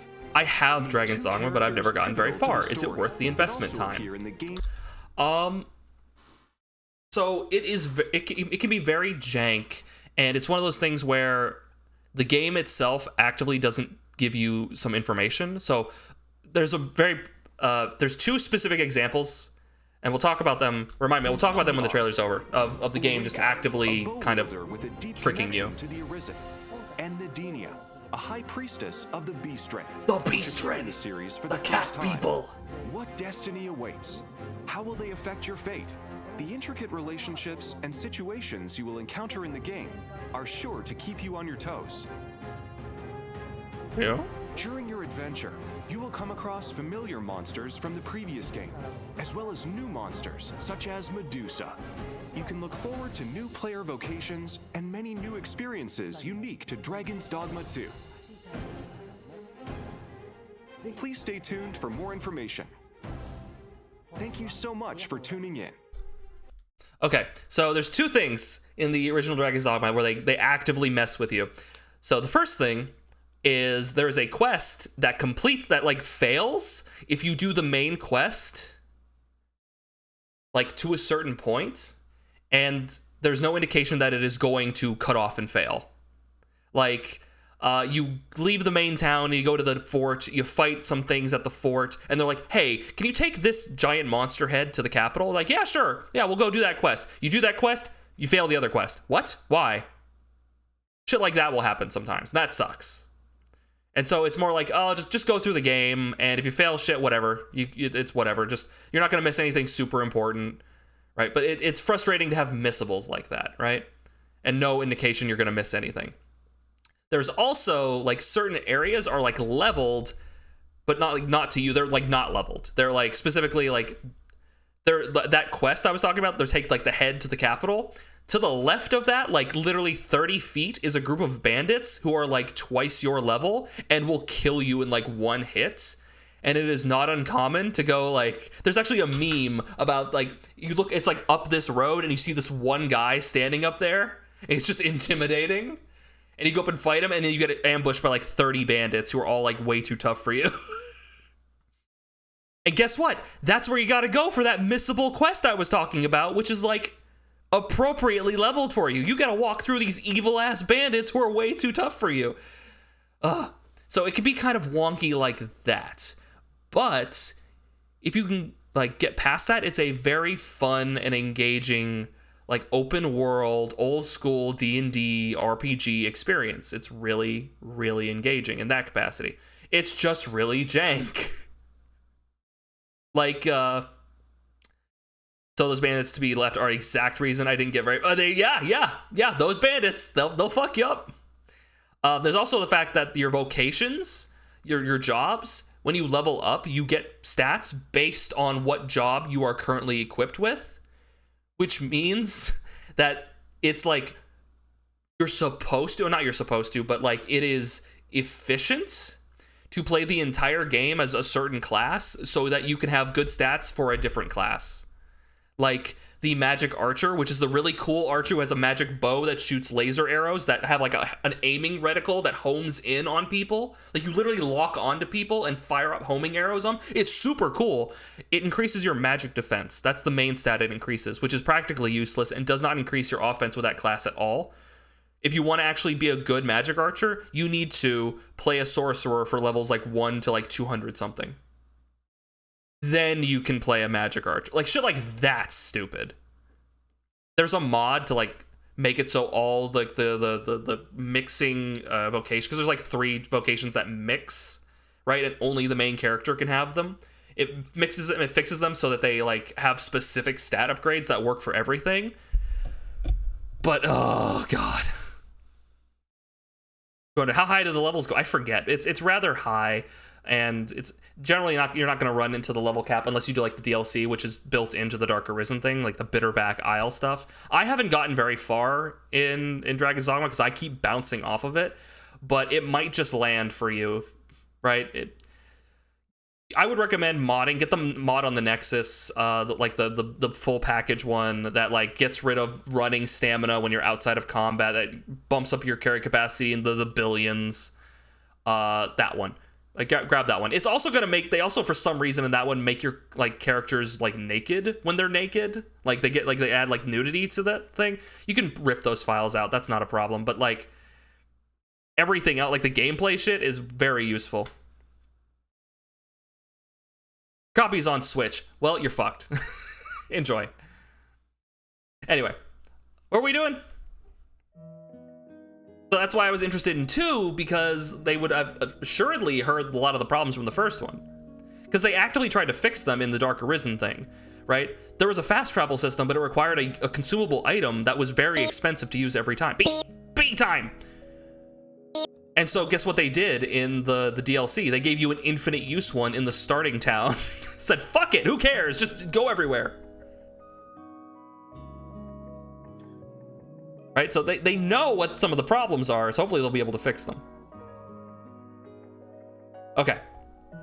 We are about an hour and 40 minutes in, and we are now gonna start Bee Simulator. You guys ready? You guys ready for Bee Simulator? Get up and get a drink. Let's hydrate.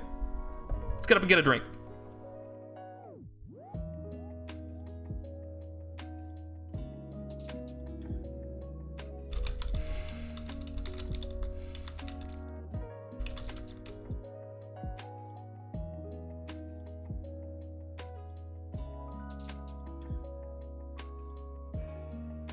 They spell cuz like cousin.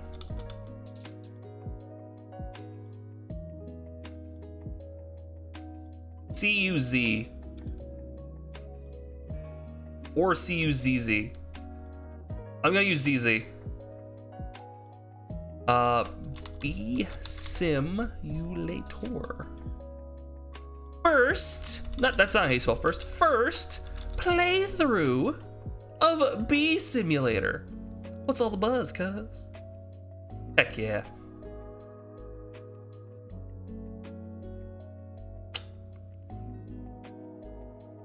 All right. Get a soda or something. Whoa.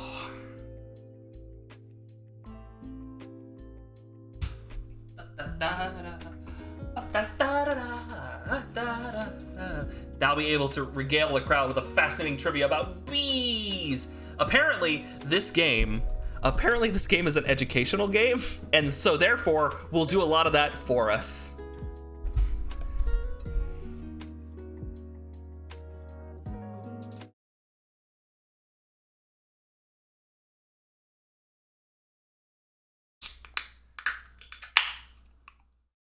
All right. Hit me with it. Big Ben.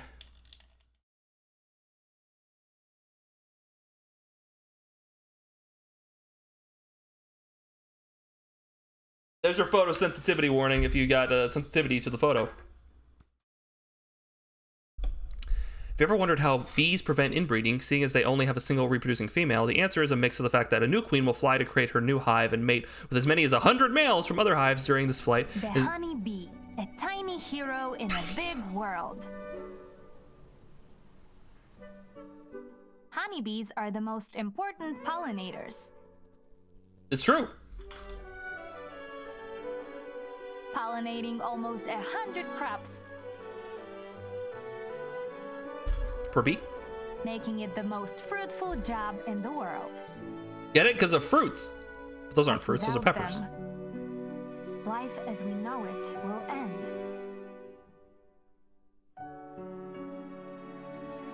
And bees are in trouble. In recent years, millions of bee colonies have been lost all around the world.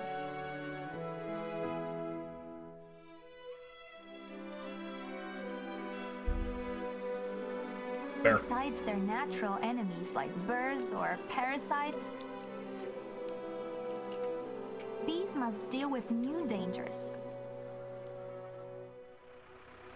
Pesticides, low nutrition, and viruses, which all weaken our natural pollinators. Peppers are fruit. No, they're not.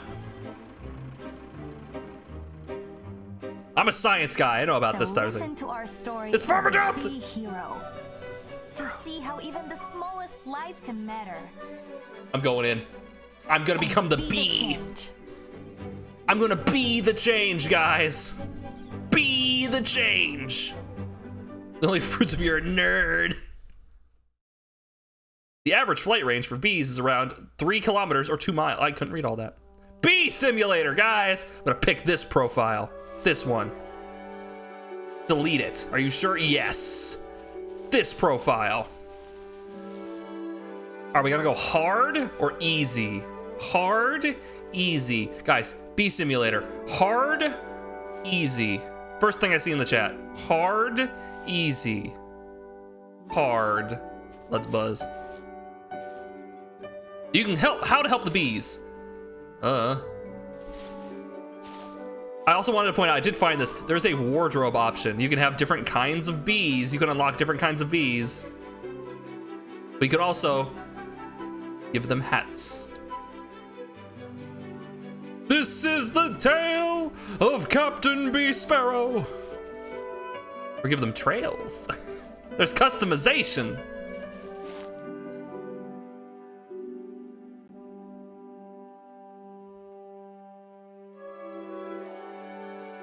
Let's see. There's a split screen mode, I guess. Where bees must visit about 4 million flowers to collect nectar for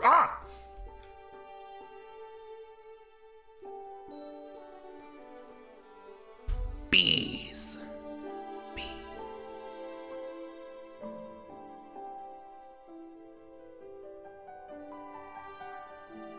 Look at the little bee legs. The baby bee. Baby. Wake up, little bee. Oh, you're finally awake. Oh, they're so cute. Hello, you.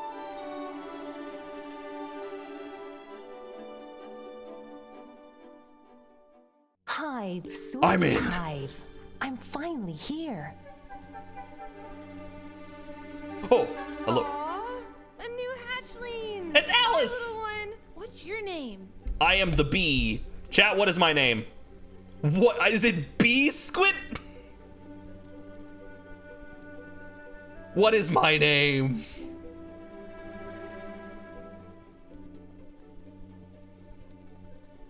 Bee, just bee. Spoopy? Wait, I got it. Wait, Spoo-bee. Spoopy. Spoopy. There we go. LL Bean. That's good too. Spoopy. Great. Well, Great. first things first. Let's teach you to fly like a bee. Thank you very much. The Stinginator. Go on. The mullet. Let's get those wings moving. Okay, yeah, I remember the control. Like when I tested this out a little bit, the controls are involved. Gotcha.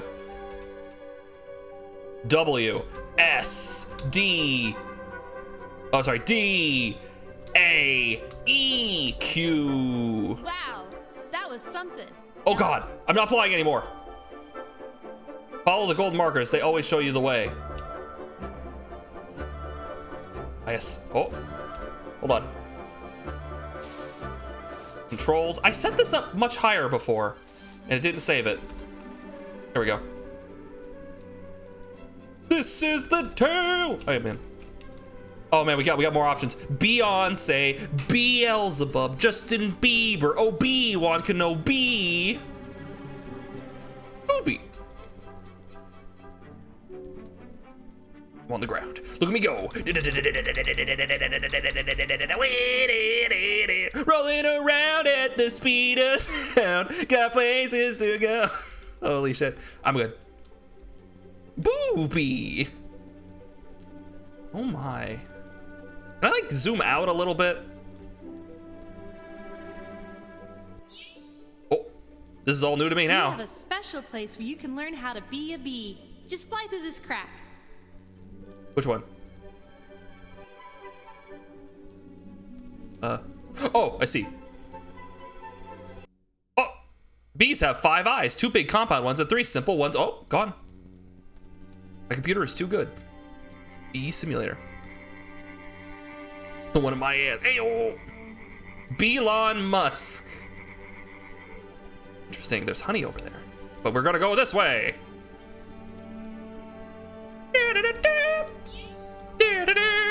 I'm a bee.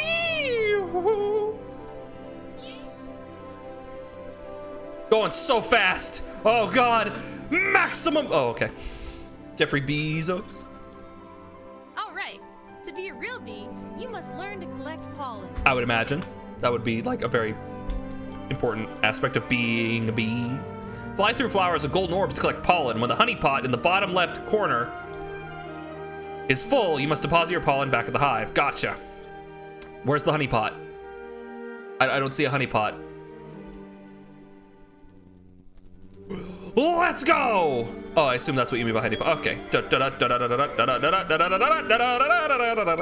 All right, somebody play Flight of the Bumblebees. Woo!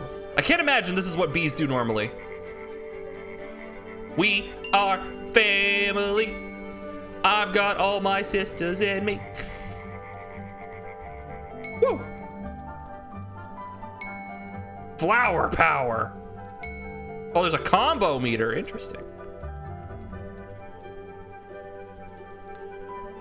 Oh, missed it. Oh, I found the wall. The Bloom Slayer. That's good. That's a cricket. Bee. How you doing?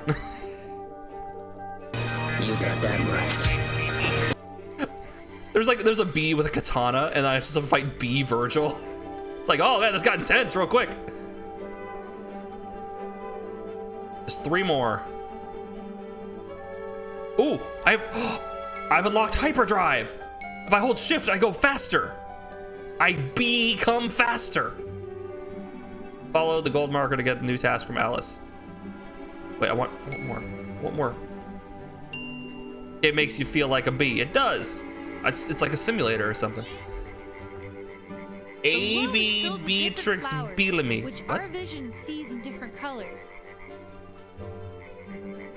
Okay. Common flowers are white, uncommon are green, rare are yellow, epic flowers are red. Ooh. The warmer it is, the better. Sometimes you can find a purple, legendary flower. Now, can you find me 4 epic flowers? What were epic? Like red? Oh my. Use bee vision to identify flower quality. White flowers are common, green are uncommon, yellow are rare, and red are epic, but purple are legendary. Activate bee vision with 1. Cool. Engage. You're mine, flower. Ah, yeah. Da, da, da, da, ba, da, da. That was super easy. Da, da, da, da, da. Cool. B-Rock. Oh, wow. Little sister, and now you're full of Beatro. Full of beat. Use Beatro as a power-up to fly faster. Try it out. You'll feel like a rocket. Oh, that's my shift meter. Got it. My speed boost. Beatro, it's like Nitro, is your special bee speed boost. The arrow indicator on the bottom left shows your Beatro energy. Fill it up by collecting pollen from several flowers of an identical type in a row, or by eating human sweets throughout the park. Beatro is shift. Woo! I gotta go fast! That's so fast. Wowzers, Angelina Jolie, Joe Mama. Okay, one last thing. A proper bee knows how to deposit her collected pollen. Susan B. That was too easy. Susan B. Anthony. Okay, deposit the pollen. Give it a try. Deposit. Oh god, I have a bunch on me, yeah. Deposit the pollen into the hexagons. You will automatically drop your pollen when you are close to a hexagon wall. You cannot collect pollen while your honey pot is full. Boop. You just drop it off. Got a bunch of knowledge points. Oh, I'm so smart, chat. I'm so smart. B. Arthur? Fantastic! You're all set now. Follow the tunnel to return to the hive. What a tutorial. I feel more bee-like than ever. Woo! The queen can lay up to 2,500 eggs a day. Damn, girl. Gloomhaven, which would have been a pretty good title for this game. I just got another achievement. All the basics. I'm ready to start on my new tasks. First, I should. Well, you must be very eager to get to work. I am, but I don't know what I should be doing. There are many different jobs in the hive. Scouts, guards, nannies, but most of us are honeybees. Like me. Bin bees. Bam. Wow, I get to choose my job? No, you don't. Go fuck off. Oh no, silly. The queen decides. You must go see her. Oh, we're getting into it, huh? What if this game like takes a quick turn and suddenly becomes like an anti-monarchy thing and I have to overthrow the queen bee?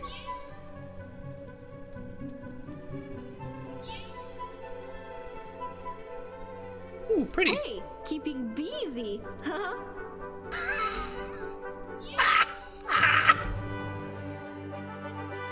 The queen!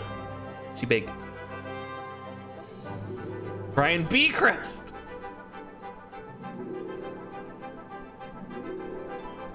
Hold it! Don't move! Sorry, Riley. Why do you approach our queen? Oh, Jesse. Hush, my gods. Let my newest child approach me. Boopy!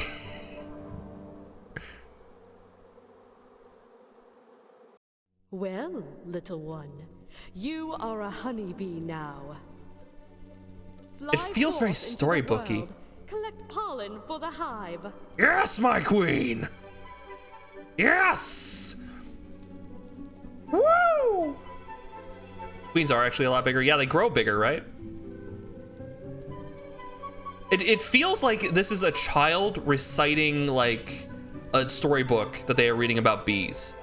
It's perfect. During World War I, honey was used to treat wounds of soldiers because it's antiseptic and absorbs moisture, making it a valuable healing agent. Oh my god! Ah! Okay, it fixed itself. I had to load everything in.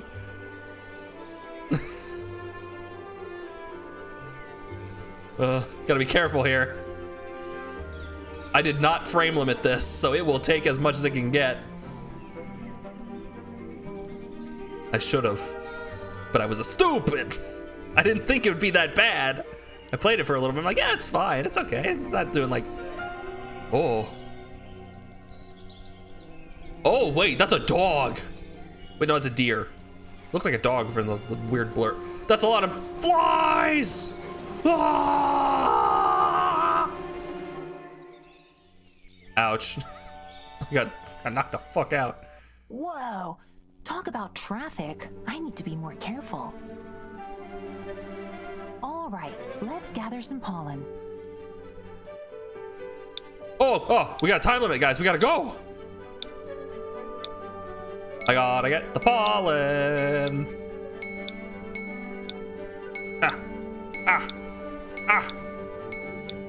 This is just Superman 64, but much cuter.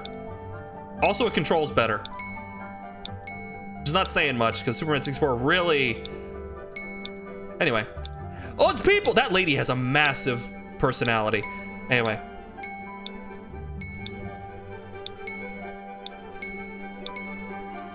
I did it. Use B-Vision. No, fuck you.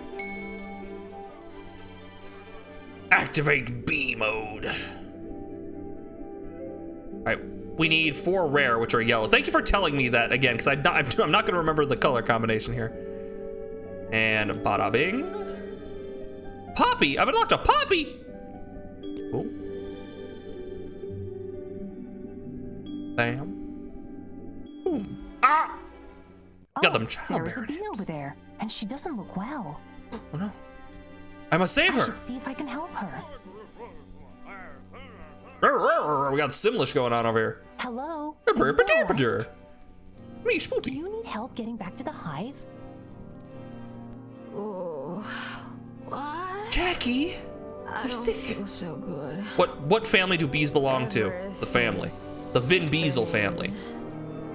You leave me alone. Jackie, no! Follow the other bee. Try not to miss the colored rings. Watch out for obstacles and power-ups along the way. Wait! Where am I going? Follow the bee. I'm trying. Where's this way? Stop! Slow down! I'm scared. What is happening to me? Webs! Look at that child!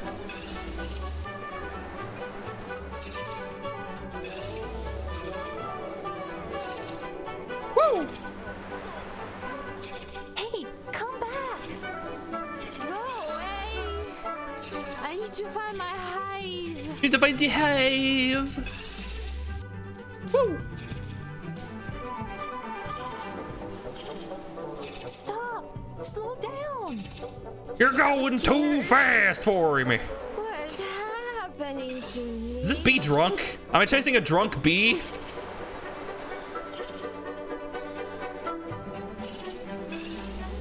I want to help you.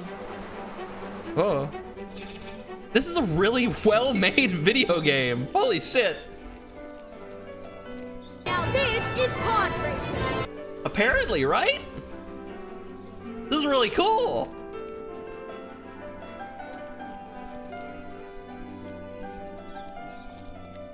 Members of the Hymenoptera family, meaning membrane wings. Oh, it's a wasp! Win the battle. You nosy little bee! Avery. You will pay for disturbing my meal. Do I activate the bee gun mode? Oh, yeah? We'll see. What if the bee transformed? Like, it's like activate fight mode. I'm like waiting for the turn. I think the game is entirely genuine, but I'm just waiting for the moment where it's like all of a sudden the bee pulls out a Glock, you know? Fight advanced. Attack and defend by choosing the correct direction together with the attack or block buttons.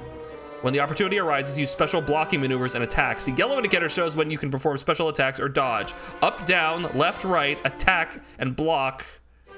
Wait, attack is left, block is right, special attack is E, and special dodge is Q. Oh boy.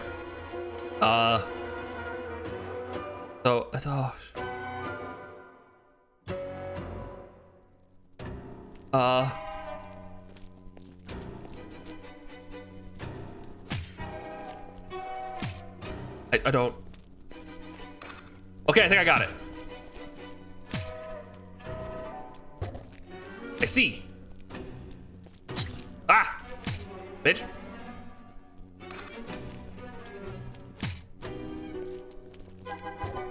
You gotta like react to like where they're going.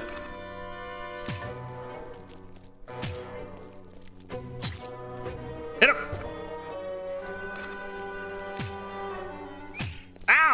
I'm losing! Help! I'm losing! Ah! Damn it. Can I try again? I got my shit kicked in. Bees are such weaklings. It's a wasp. Oh, yeah? We'll see. Yeah, Spoopy doesn't stay down for long.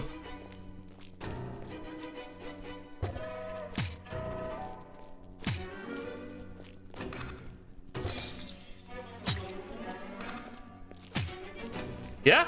You like them apples, dickhead? Let's go!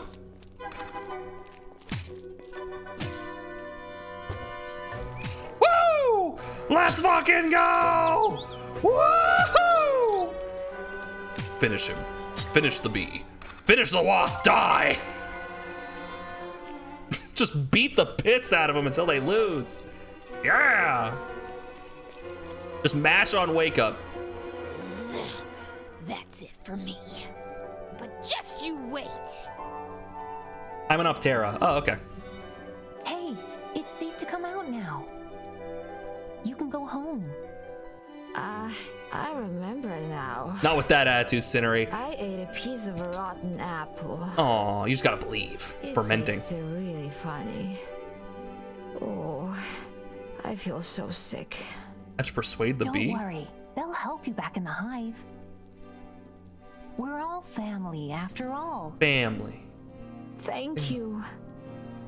Spoopy! Humans leave a lot of food lying around, and then there's fruit too. You can gain Beetro energy by munching on them. Find edible snacks using bee vision. To eat a snack, land on it using vertical steering Q and E. That's a good day's work. Time to go home. Nom nom nom.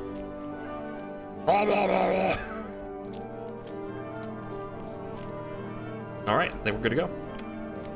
Let's head back to the hive.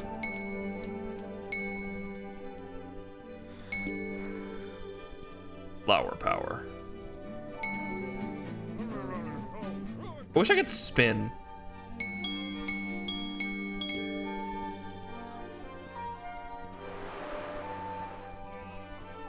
How high can I go? That's a really gnarled looking tree. What are you guys doing? Oh, I thought they had dynamite. It's a chainsaw. Before. What do they want with our tree? Oh no. If you want to return the hive, follow the symbol on the compass. No, I want to attack these people. Ah! Ah! Leave my hive alone. This is my home, you fiends. I want to take the chainsaw, play the rock music. Ah, right in the dick. There's nothing one bee can do. Hold on. Fly in their ear.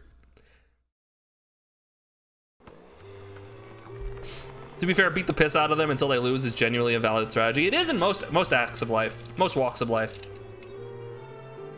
Gotta believe. Believe. Queen. Wait, is that the queen? Hush. It is. Oh, she farted. Everyone be quiet. The pheromones.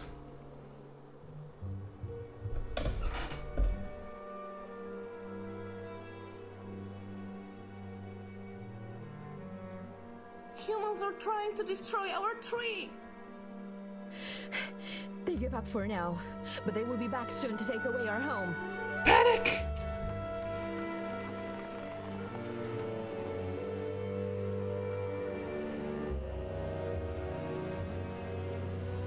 Do not be afraid.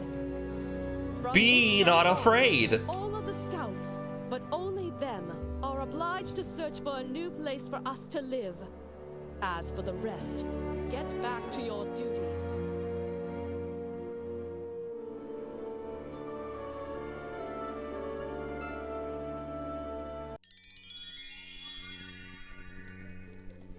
Interesting. So is that like all the chapters? On the compass, you always find the hive and quest location symbols. Challenge symbols are only visible when they're nearby. Okay. You drop off your collected pollen. Okay, let's do that. Back to work. We still need more epic pollen for the winter. Epic! The library. There's just like a regular like book laden library in here. What's up? Some worker bee. Why don't you have a name?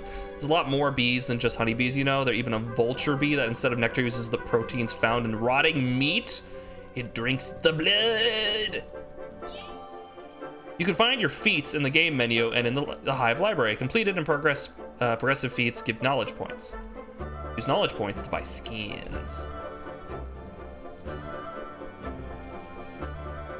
Yes, there are many places with good pollen. I should go outside and check them out. Indeed, that sounds like a great idea. Fly outside, okay. Great idea, Spooby. I wish there was a means by which to like barrel roll in the air. To make everyone vomit. Make everyone uncomfortable.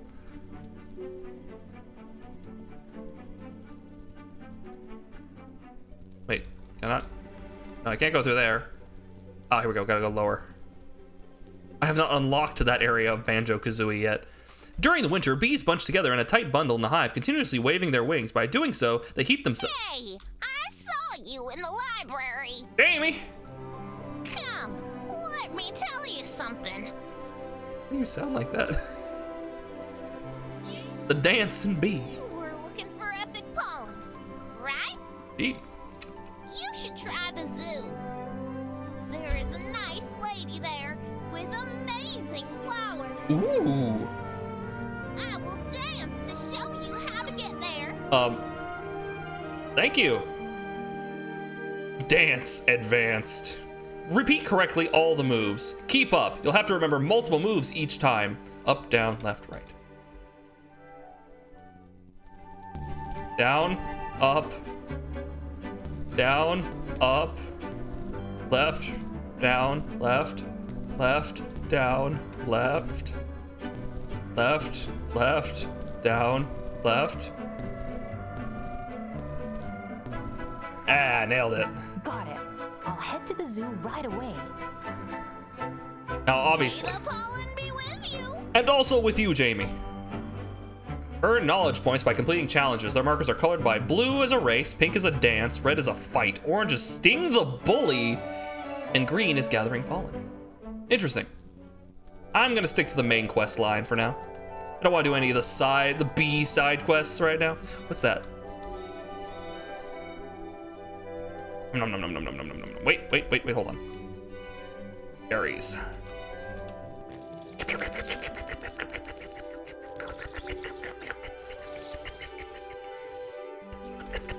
Delicious!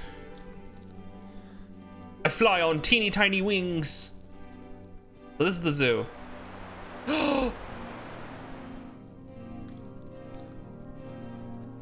Onward, brave steed, or steer. Rat with wings!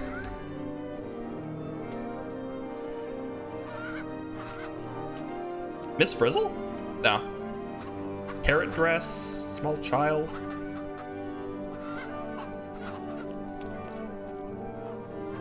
Keep trying to use the space bar to go. It's a pig. Ow! The pig hit me! Why would you do this? I thought we were friends.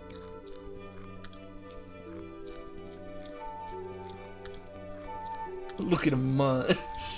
Look at him munch. Look at him munch. Oh, you go piggy. Yeah. Also, that is the smallest banana peel I have ever seen.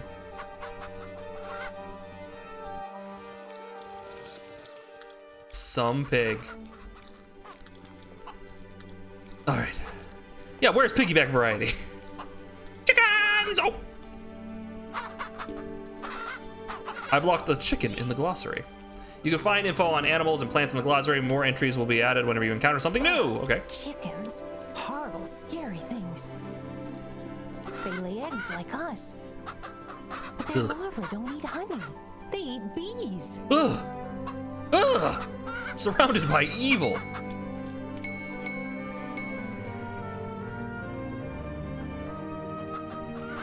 I go. We got goats! Into the water. Oh, I bounced off of it like it's glass. Hello, child.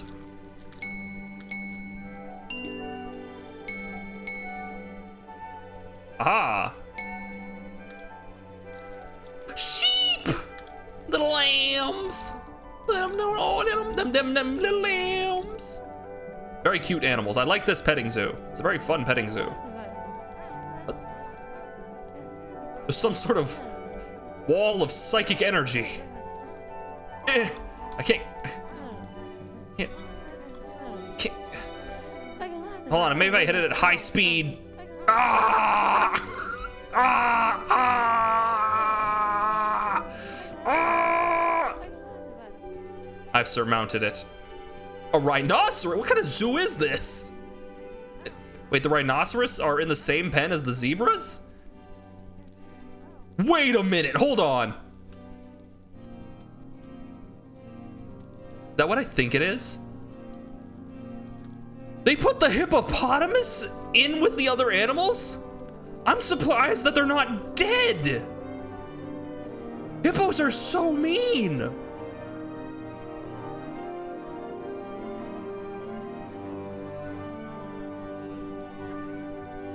Am I crazy, or would like this place be a bloodbath in like 10 minutes?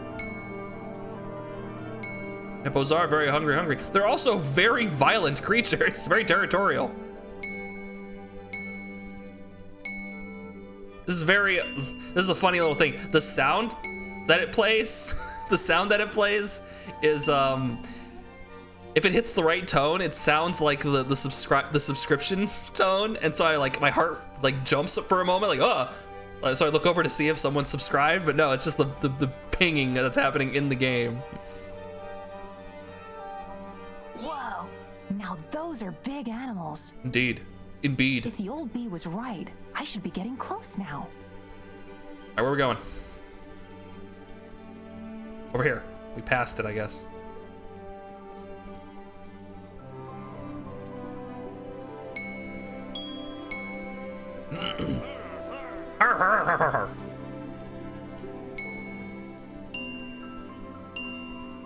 What a beautiful place. It's quite nice. So many animals and humans. Doggo. But I must focus and find the flower lady. We gotta find her. The flower lady always has legendary flowers in her basket. Try to find her. Plenty of zoos are able to keep savanna herbivores in the same habitat by keeping them full and satisfied. They only real attack other animals if they get in their space, which doesn't really happen with rhinos or zebras, but mostly just chill in the field, not in the water. Yeah, it's just like whenever I hear about hippos, I hear about how like actively violent they are, like unreasonably so. Also, I just realized that my camera is blocking the objective. How's that? I can smell some very rare flowers. All right, we gotta find that lady. Where is she? Lady must be nearby. There she is! Yeah! Yeah! Oh yes, that is good pollen. But I will need more than that. There are other bees around. There are. Maybe they can point me in the right direction. Bumblebee. This is serious.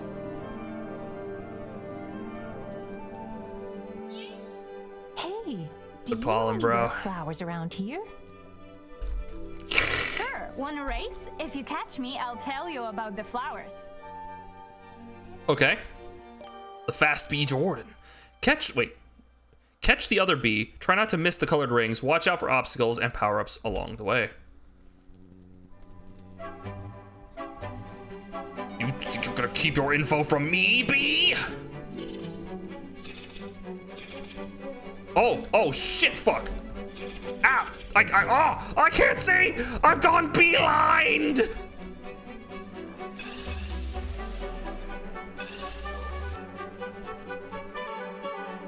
Fuck!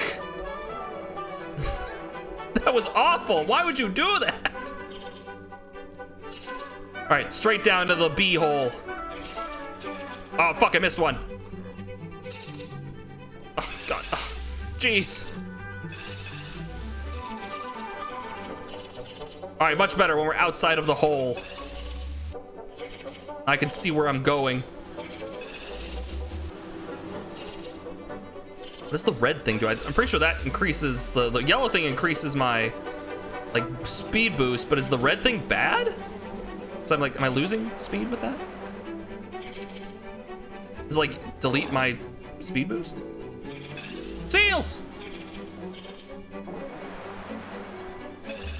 Oh yeah, that's bad. Red is bad.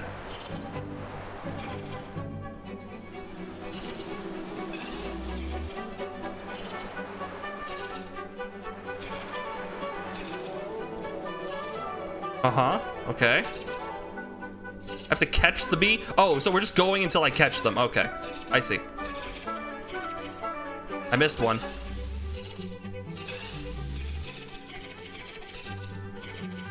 Did I do it? Good race. You got me. Oh, thank goodness. There are really epic flowers in the tropic Son zone. of a beach. Thank you. Okay, so yeah, red would mean go faster, right? Not like slow There are down. many fast bees around the park. If you're up for a challenge, they'll be happy to race ya. They'll be happy to race ya. How quickly do you think bees like get really fed up with bee puns? Like immediately, or is there like a period of time where they think it's funny, and then it's like, okay, yeah, no, I think this is just how things are, and then they get kind of like, you know, peeved, and then they just like on a bad day they just start like snapping at each other. And I can already smell the flowers. A corpse plant? Anyway. What? Oh, red. You're red. Oh no! I'm stuck! Shit! You?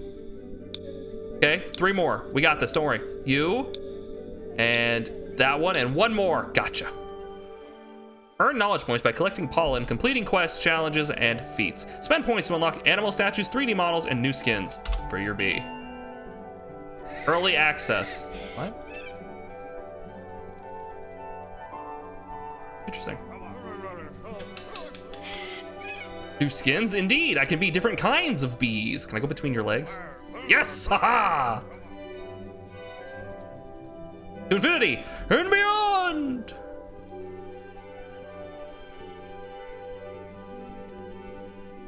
Well, this is lovely.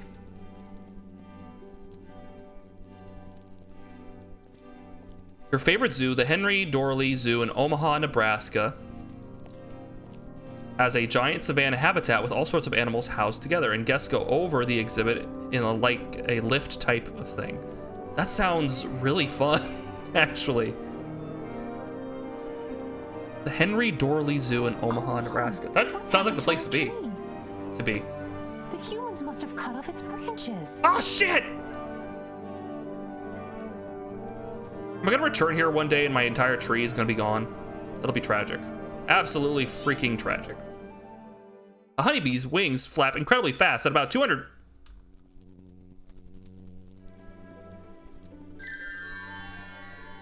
There we go. Knowledge. The trophy room. In the trophy room, you can unlock animal statues, approach the podium, and accept the price. Accept with Y, cancel with N. What is this?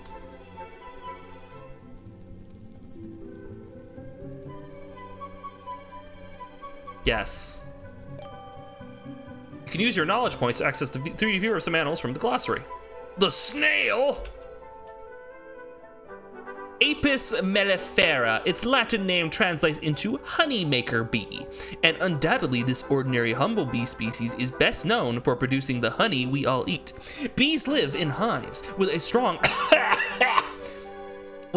social structure. Each bee has assigned duties, and the hive is ruled by the queen, the mother bee that gives birth to all of the others in the hive. Watch in 3D. The bee. Okay. Cool. Well, I guess it's back to work then. Thanks for following, dude. Chronic maths debater. It's a great name. The Henry Dorley Zoo is #2 zoo in the country, rivaling constantly with the San Diego Zoo.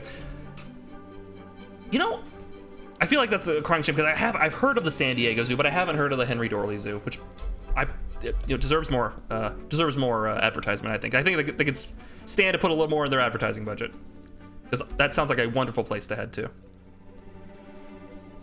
Get my next assignment. Our stockpiles are still low. We must gather a lot more before the winter. Winter is coming. Winter is coming. It's only midsummer. I haven't even watched Game of Thrones. Oh, you must be so young and inexperienced to talk like that. When summer ends, flowers end too. Trust me, winter is closer than you think. Yeah, because you can't do much in fall. We need more pollen, chat! We gotta go!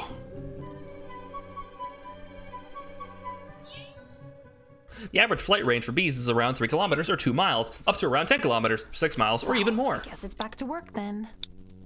Oh shit, time limit, let's go. Collect more pollen, just all the pollen. It doesn't even matter, just get it. Just get it. Get the pollen. Become bee. Become bee. Oh, the motion blur is so intense.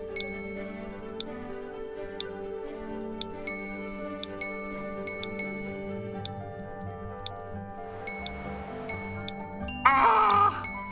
We only got a minute left. There's no time. I don't even have time to make a bee pun.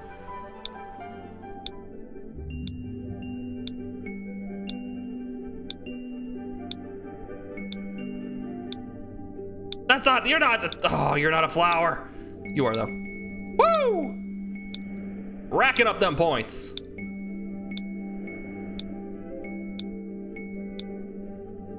Look at me go! Yeah.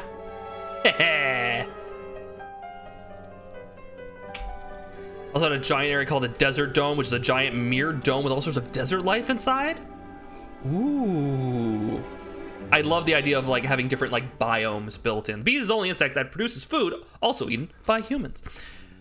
Hey Slappy, had to go at 10 p.m. last night. How far did we get into Black Mesa? 10 p.m.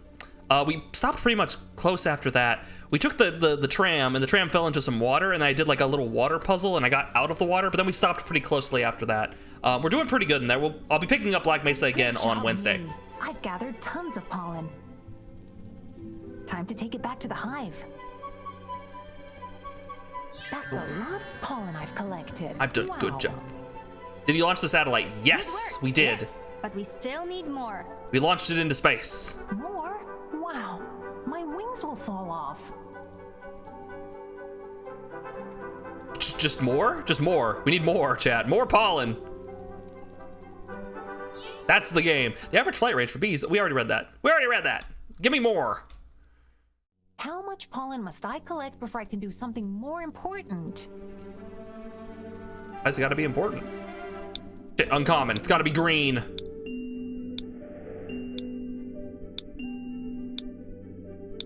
Boom. Boom. Boom. Boom. Ba-der.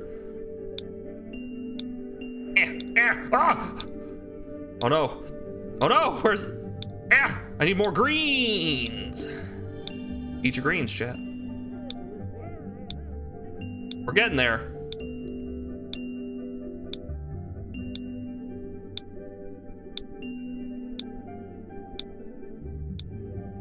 Missed it! Fuck, turn around! We're fine. It's fine, don't worry about it. Oh shit. Oh shit! There's no more greens!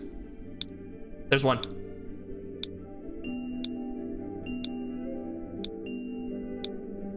Oh no! I found a rock.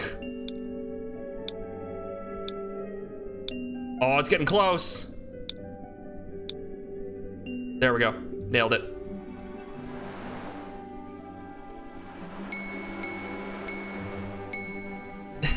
I think the bee is getting fed up too, because we're probably about to be like, I'm gonna go do something different.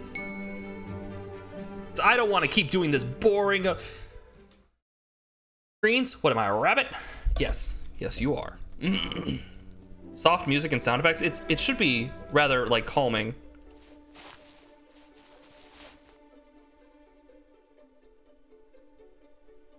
I put it kind of low for the audio to give it some. We have the buzz volume down to 55%. So much pollen. Oh, my poor wings. Don't worry about your wings. Just go get more pollen. Even more? Oh, well. I got a new skin. Completing selected quests and tasks will let you change your appearance. You can also buy some skins for knowledge points. Awesome. Can I? Wardrobe? Ooh, chat. We can get a new skin. What skin should we get? We can get. Basically, yeah. We can get either the green orchid bee, the blue orchid bee, the fire bee, the little black dress bee, or the honeycoat bee. First one I see in the chat. Kids would dig this game. It seems it's very sincere. The game is very sincere.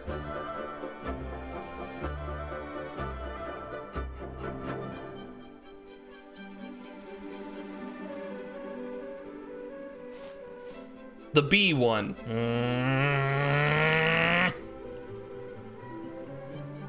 The Lazy bee?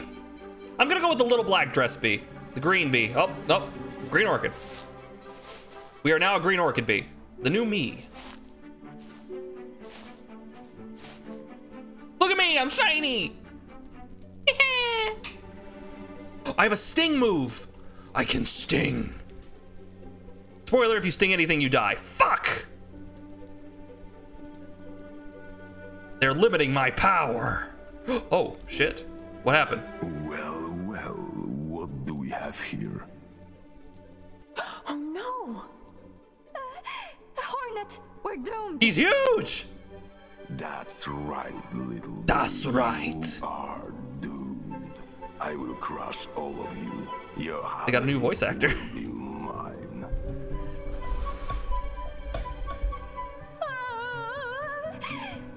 Babby, you must warn our queen. I will hold him off for as long as I can. Don't worry, with my new shiny armor, I'll be able to withstand any blow that he can face. To fight me? He's huge! Later, Slappy. Prepare to fight!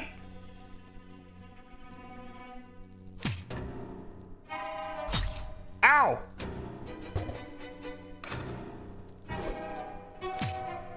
He's so strong!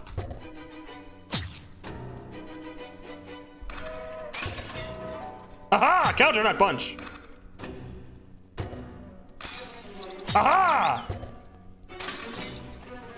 I blocked the wrong way! I blocked the wrong way!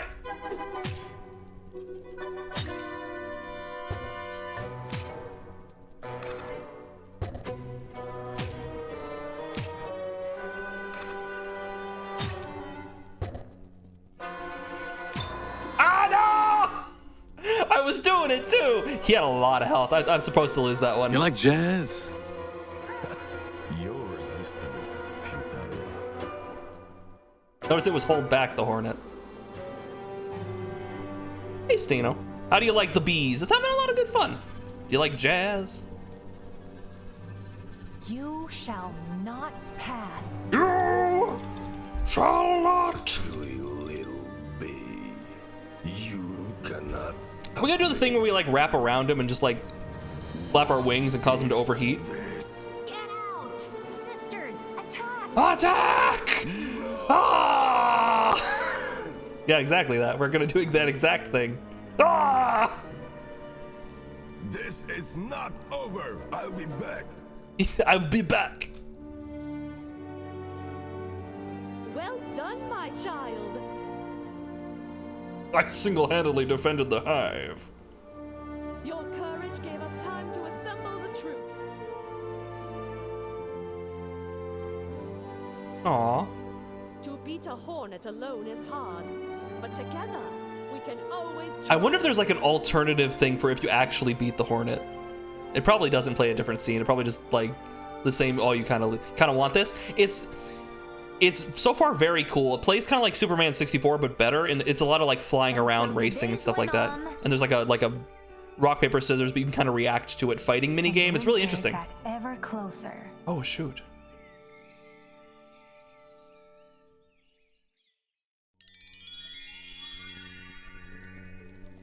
Eat.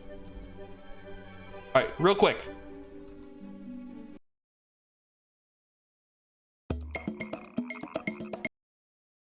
Guys want to check out the Omaha Zoo? Hold on.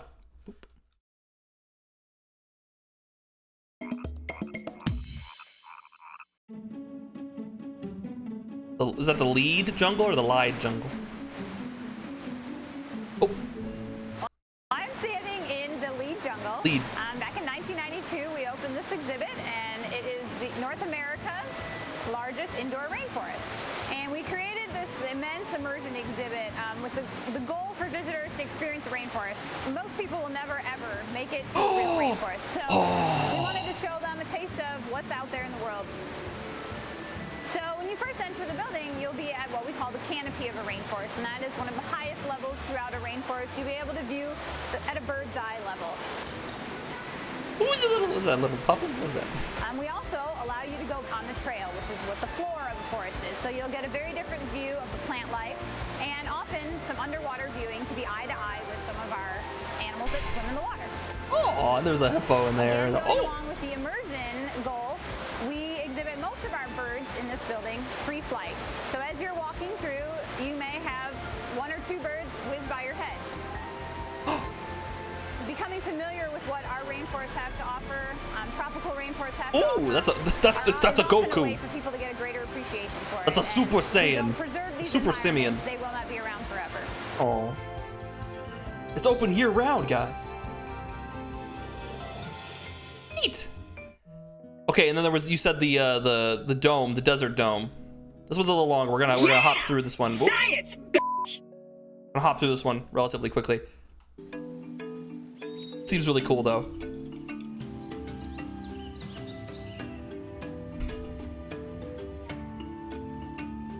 Educational stream.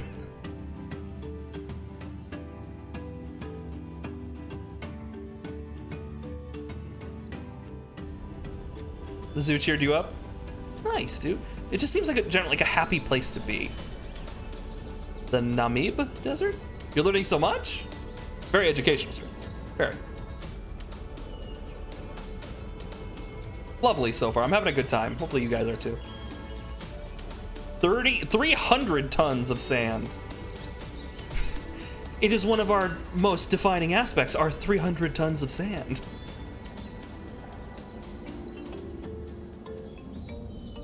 Quartz and rough and it gets everywhere. Also, you'll see our stick pile. African wildcat. Oh, Kissy!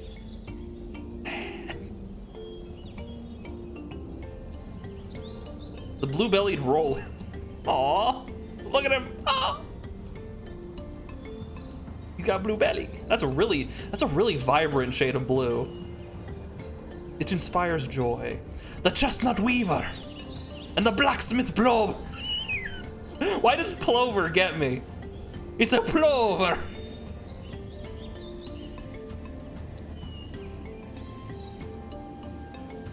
Write that down, write that down! The meerkat and the clip springer. The clip springer. Oh, he's so cute. Oh, he's like a tiny gazelle. Aw. Oh, look at his stick. Turtle. Tortoise? Turtle or tortoise? African helmeted turtle and Nile softshell turtle. Neat. Bat-eared fox. No show. Aw, no bat-eared fox. Bummer. It's like we're actually there.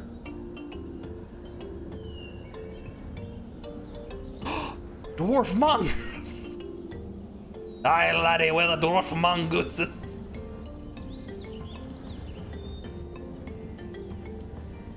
Former Hyrax ledges. Huh. Not quite as fuzzy, but, you know, still interesting.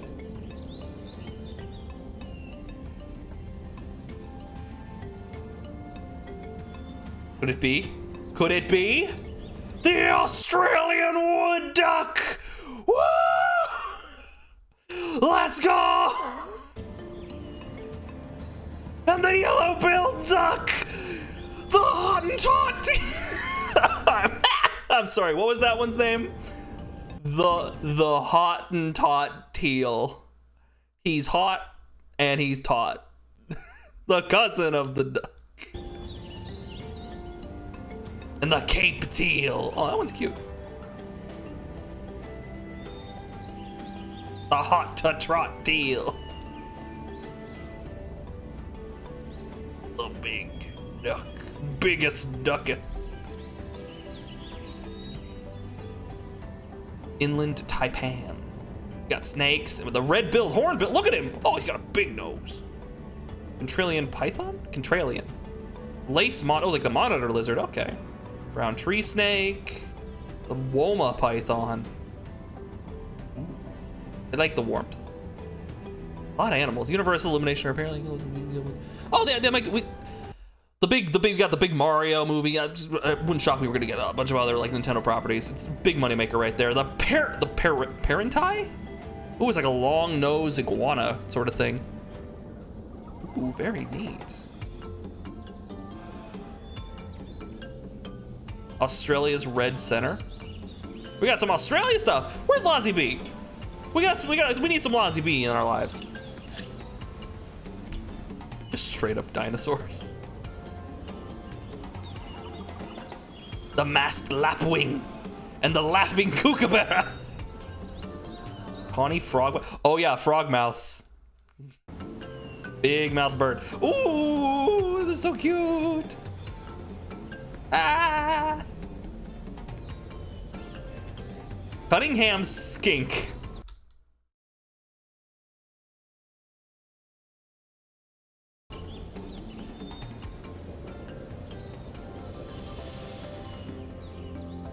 Sonoran desert? Very wet for a desert. Oh! You see them? They blend in. Look at them. They so cute. What are they? The collared peccaries? Peccaries? They're so cute. I love them. Bacon. Desert bacon. Smoked desert bacon.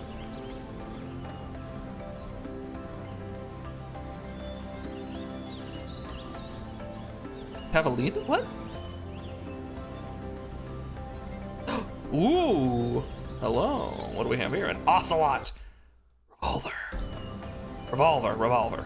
Yeah, I'm not seeing any. Doesn't have any handguns on it. I don't know. They must have taken his handguns away for safety reasons. Feeling it now, Mr. Krabs. I am feeling it now, Stino. I indeed am feeling it. Who's your little baby kitty? The burrowing owl. Does it burrow? He looks so miffed.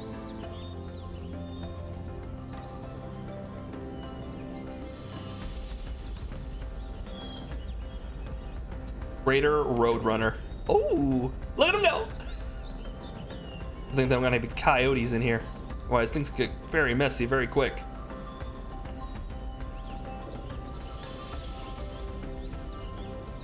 There's just so many different cool, awesome animals, dude. The Bobcat, or as I like to call him, the Robert Cat. Please. Robert was my father. Call me Bob. Rattlesnake Canyon.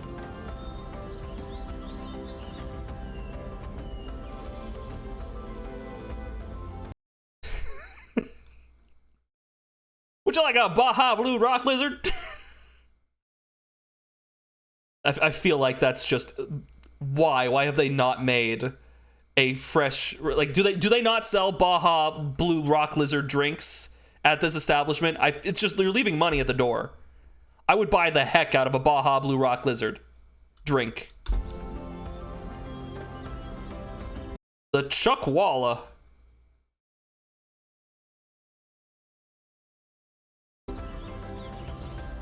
They call him the Chuckwalla. Baja just means south in Spanish. Yeah, I know.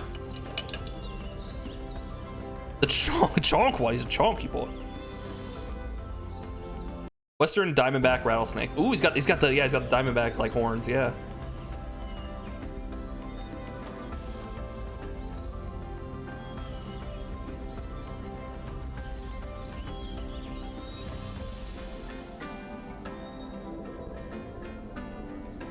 You have those weird white-winged dove. The white-winged dove. So majestic. What's that bird? The turkey vulture. Look at his weird little naked penis head. It kind of does look like they just took some carrion skin and wrapped it over a skull. Like, those things are really scary looking. The Mexican tiny-tailed iguana. The desert lobster.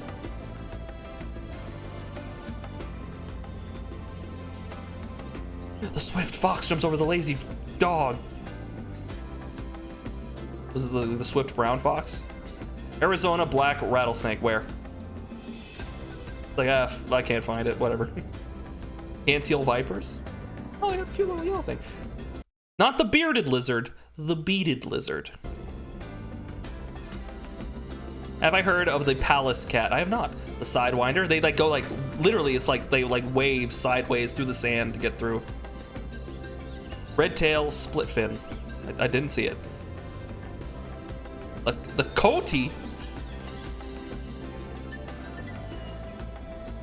Oh. It's always weird to see like new kinds of mammals like that, right? Coati or quati? Because it's like, it's just like, it looks like a mix of other creatures you've seen. And it's like, how many times am I gonna see these same pieces reimagined and remixed? It's how varied they can be with like the same trait. I'm so low.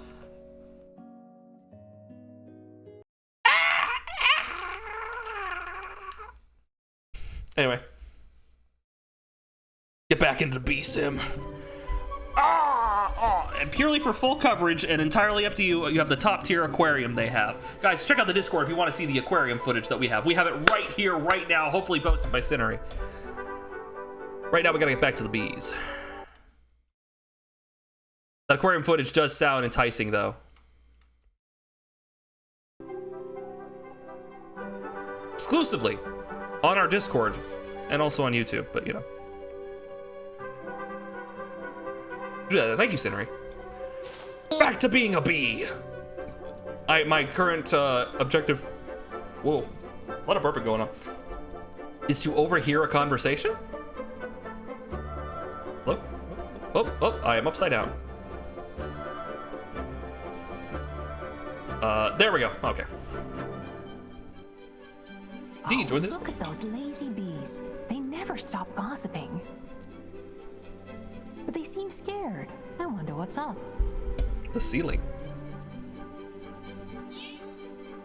Hey, I heard another scout went missing. Eaten by a frog, she was. It's terrible. Scouting is so dangerous. And we've lost so many in the Hornet attack too. Oh yeah, it would just like kill like dozens of them as it like eventually gets kicked out. Scouts to do their job.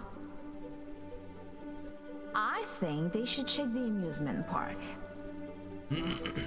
It's dangerous, but there are bound to be good hive spots there. In the amusement park, you say?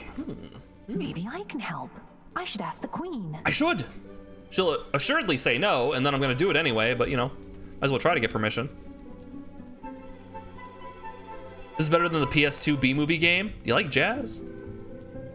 It probably doesn't take much to beat a PS2 movie tie-in game, but hey.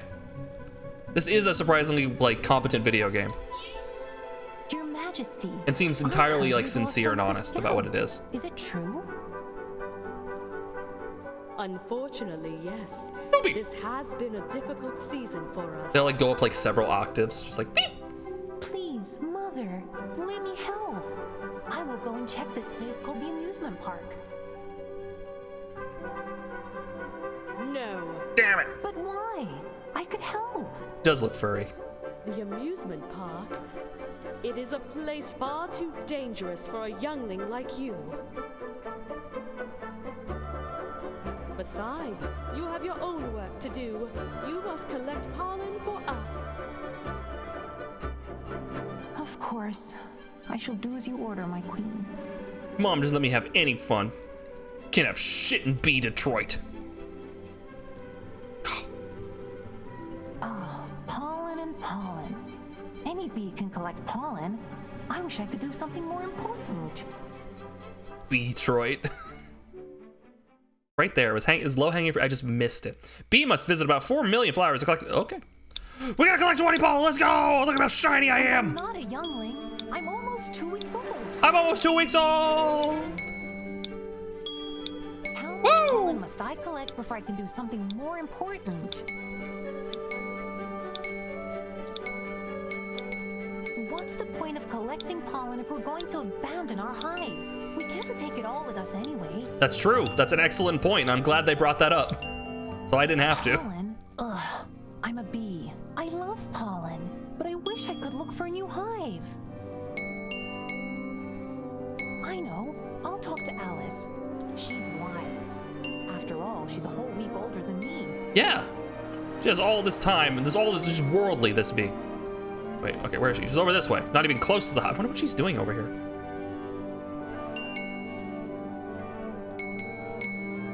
Stocking up. Flower power. Pigs! Woo! Look how fun it is to fly around. Why'd you have to remind me about the CGI bee movie? Why not? I mean, we are playing a bee game here. I mean, it's kind of like low-hanging fruit. Hi. Oh, what's wrong? A big house swarming party? Oh, jeez. I'm fed up with pollen. I wanted to help in the search for a new hive, but the queen won't let me. Low-hanging flowers? You must be so upset, but I know just what will cheer you up. More pollen! Follow me, and watch out for that wind. Oh, we got a race, boys! Let's go!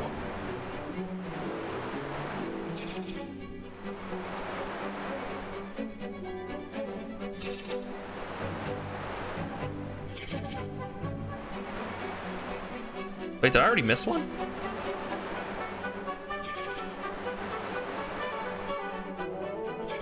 Yeah, there seems to be one that's going forward and one that's going backwards. So I want to hit the one that's going forward to try and speed up.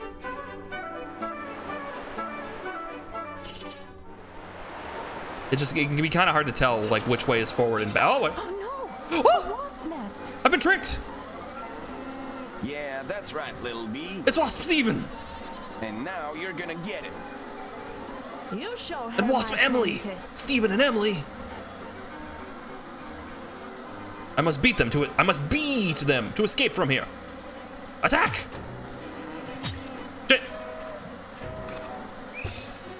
Boom shakalaka.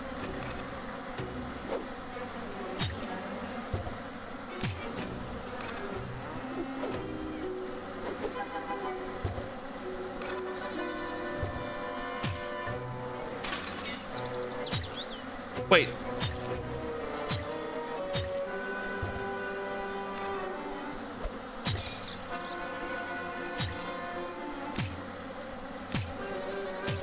Wait, what is happening? It did like its super move and then did its super move like again. You're only allowed to do it when it's full. Does a little bee get hurt? Well, let's hurt So you are they some just more. cheating? Like, or can I use it all the time?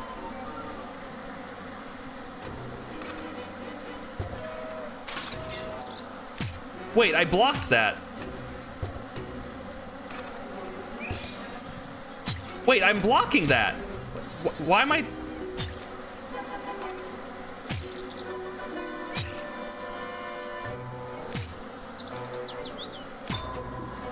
Okay, it's doing regular attacks and I'm blocking them and I'm getting stunned.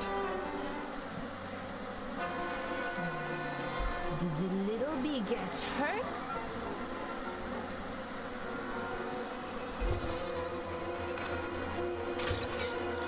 Yeah, what the fuck? I'm blocking it. What?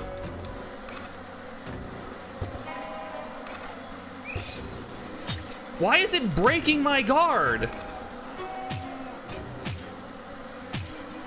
Fine, fuck you. Let's see what happens if I just keep going. What now, dickhead?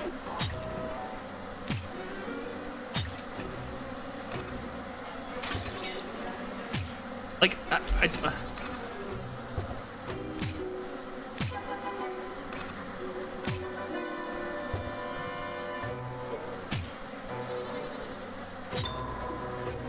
I have no idea. I do not get this. I do not understand this.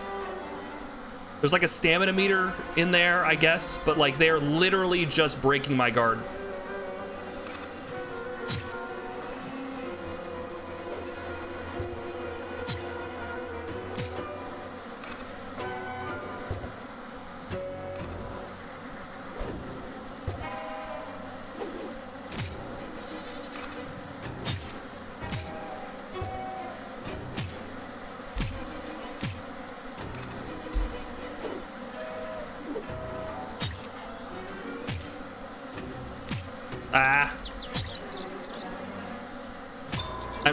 Once it stuns you, it's like, I'm just gonna hit you until you die because you physically can't do anything. Yeah, this is just weird.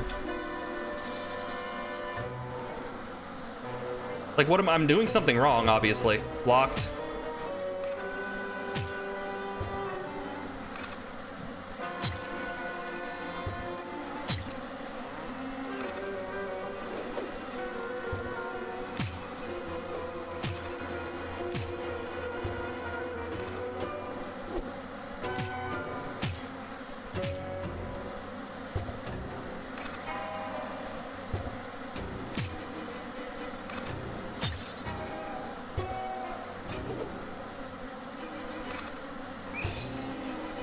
I don't get this at all.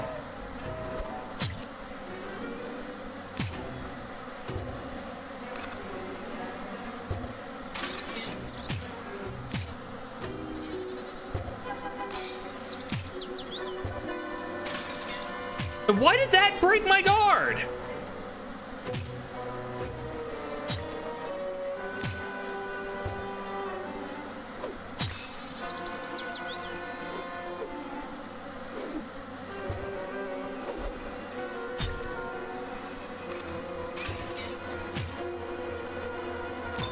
Damn it. Okay, I think what is happening is if you do a counterattack, it breaks the guard. I think that's what's happening. I'm hitting them and then I'm attacking again and they're counterattacking me. Okay, you guys can't even really see their stat. It's fine. God damn it.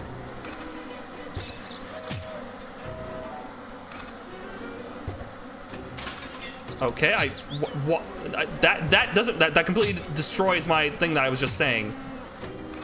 It's like, okay, so it's a counterattack thing. Like, no.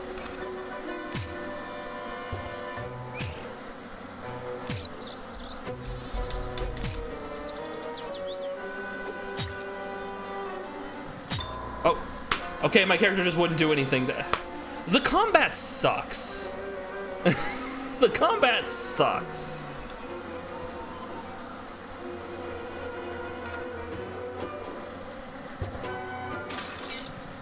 Why? What? So that's Bee Simulator.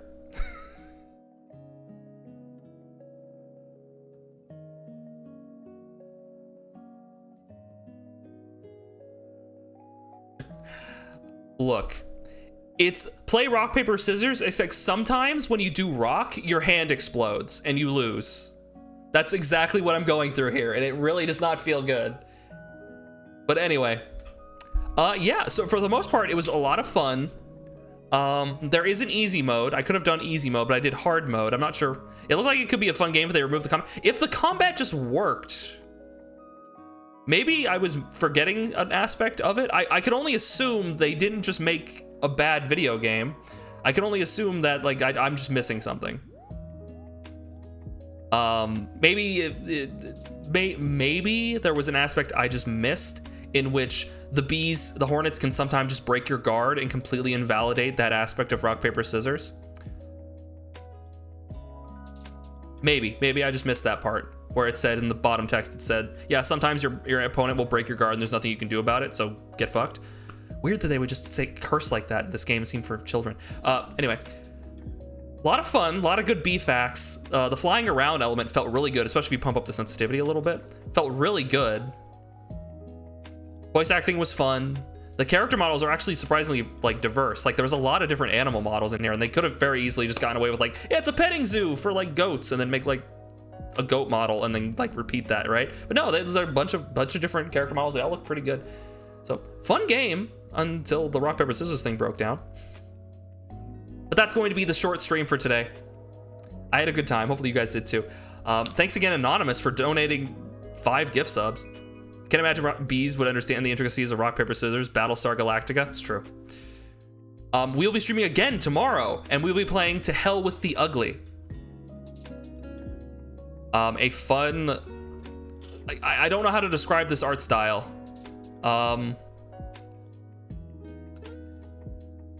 Like... this art style. Super cool, but it's like a turn-based, like... like turn-based... combat game? I'm not sure. It seems really cool. Until then, have a wonderful day.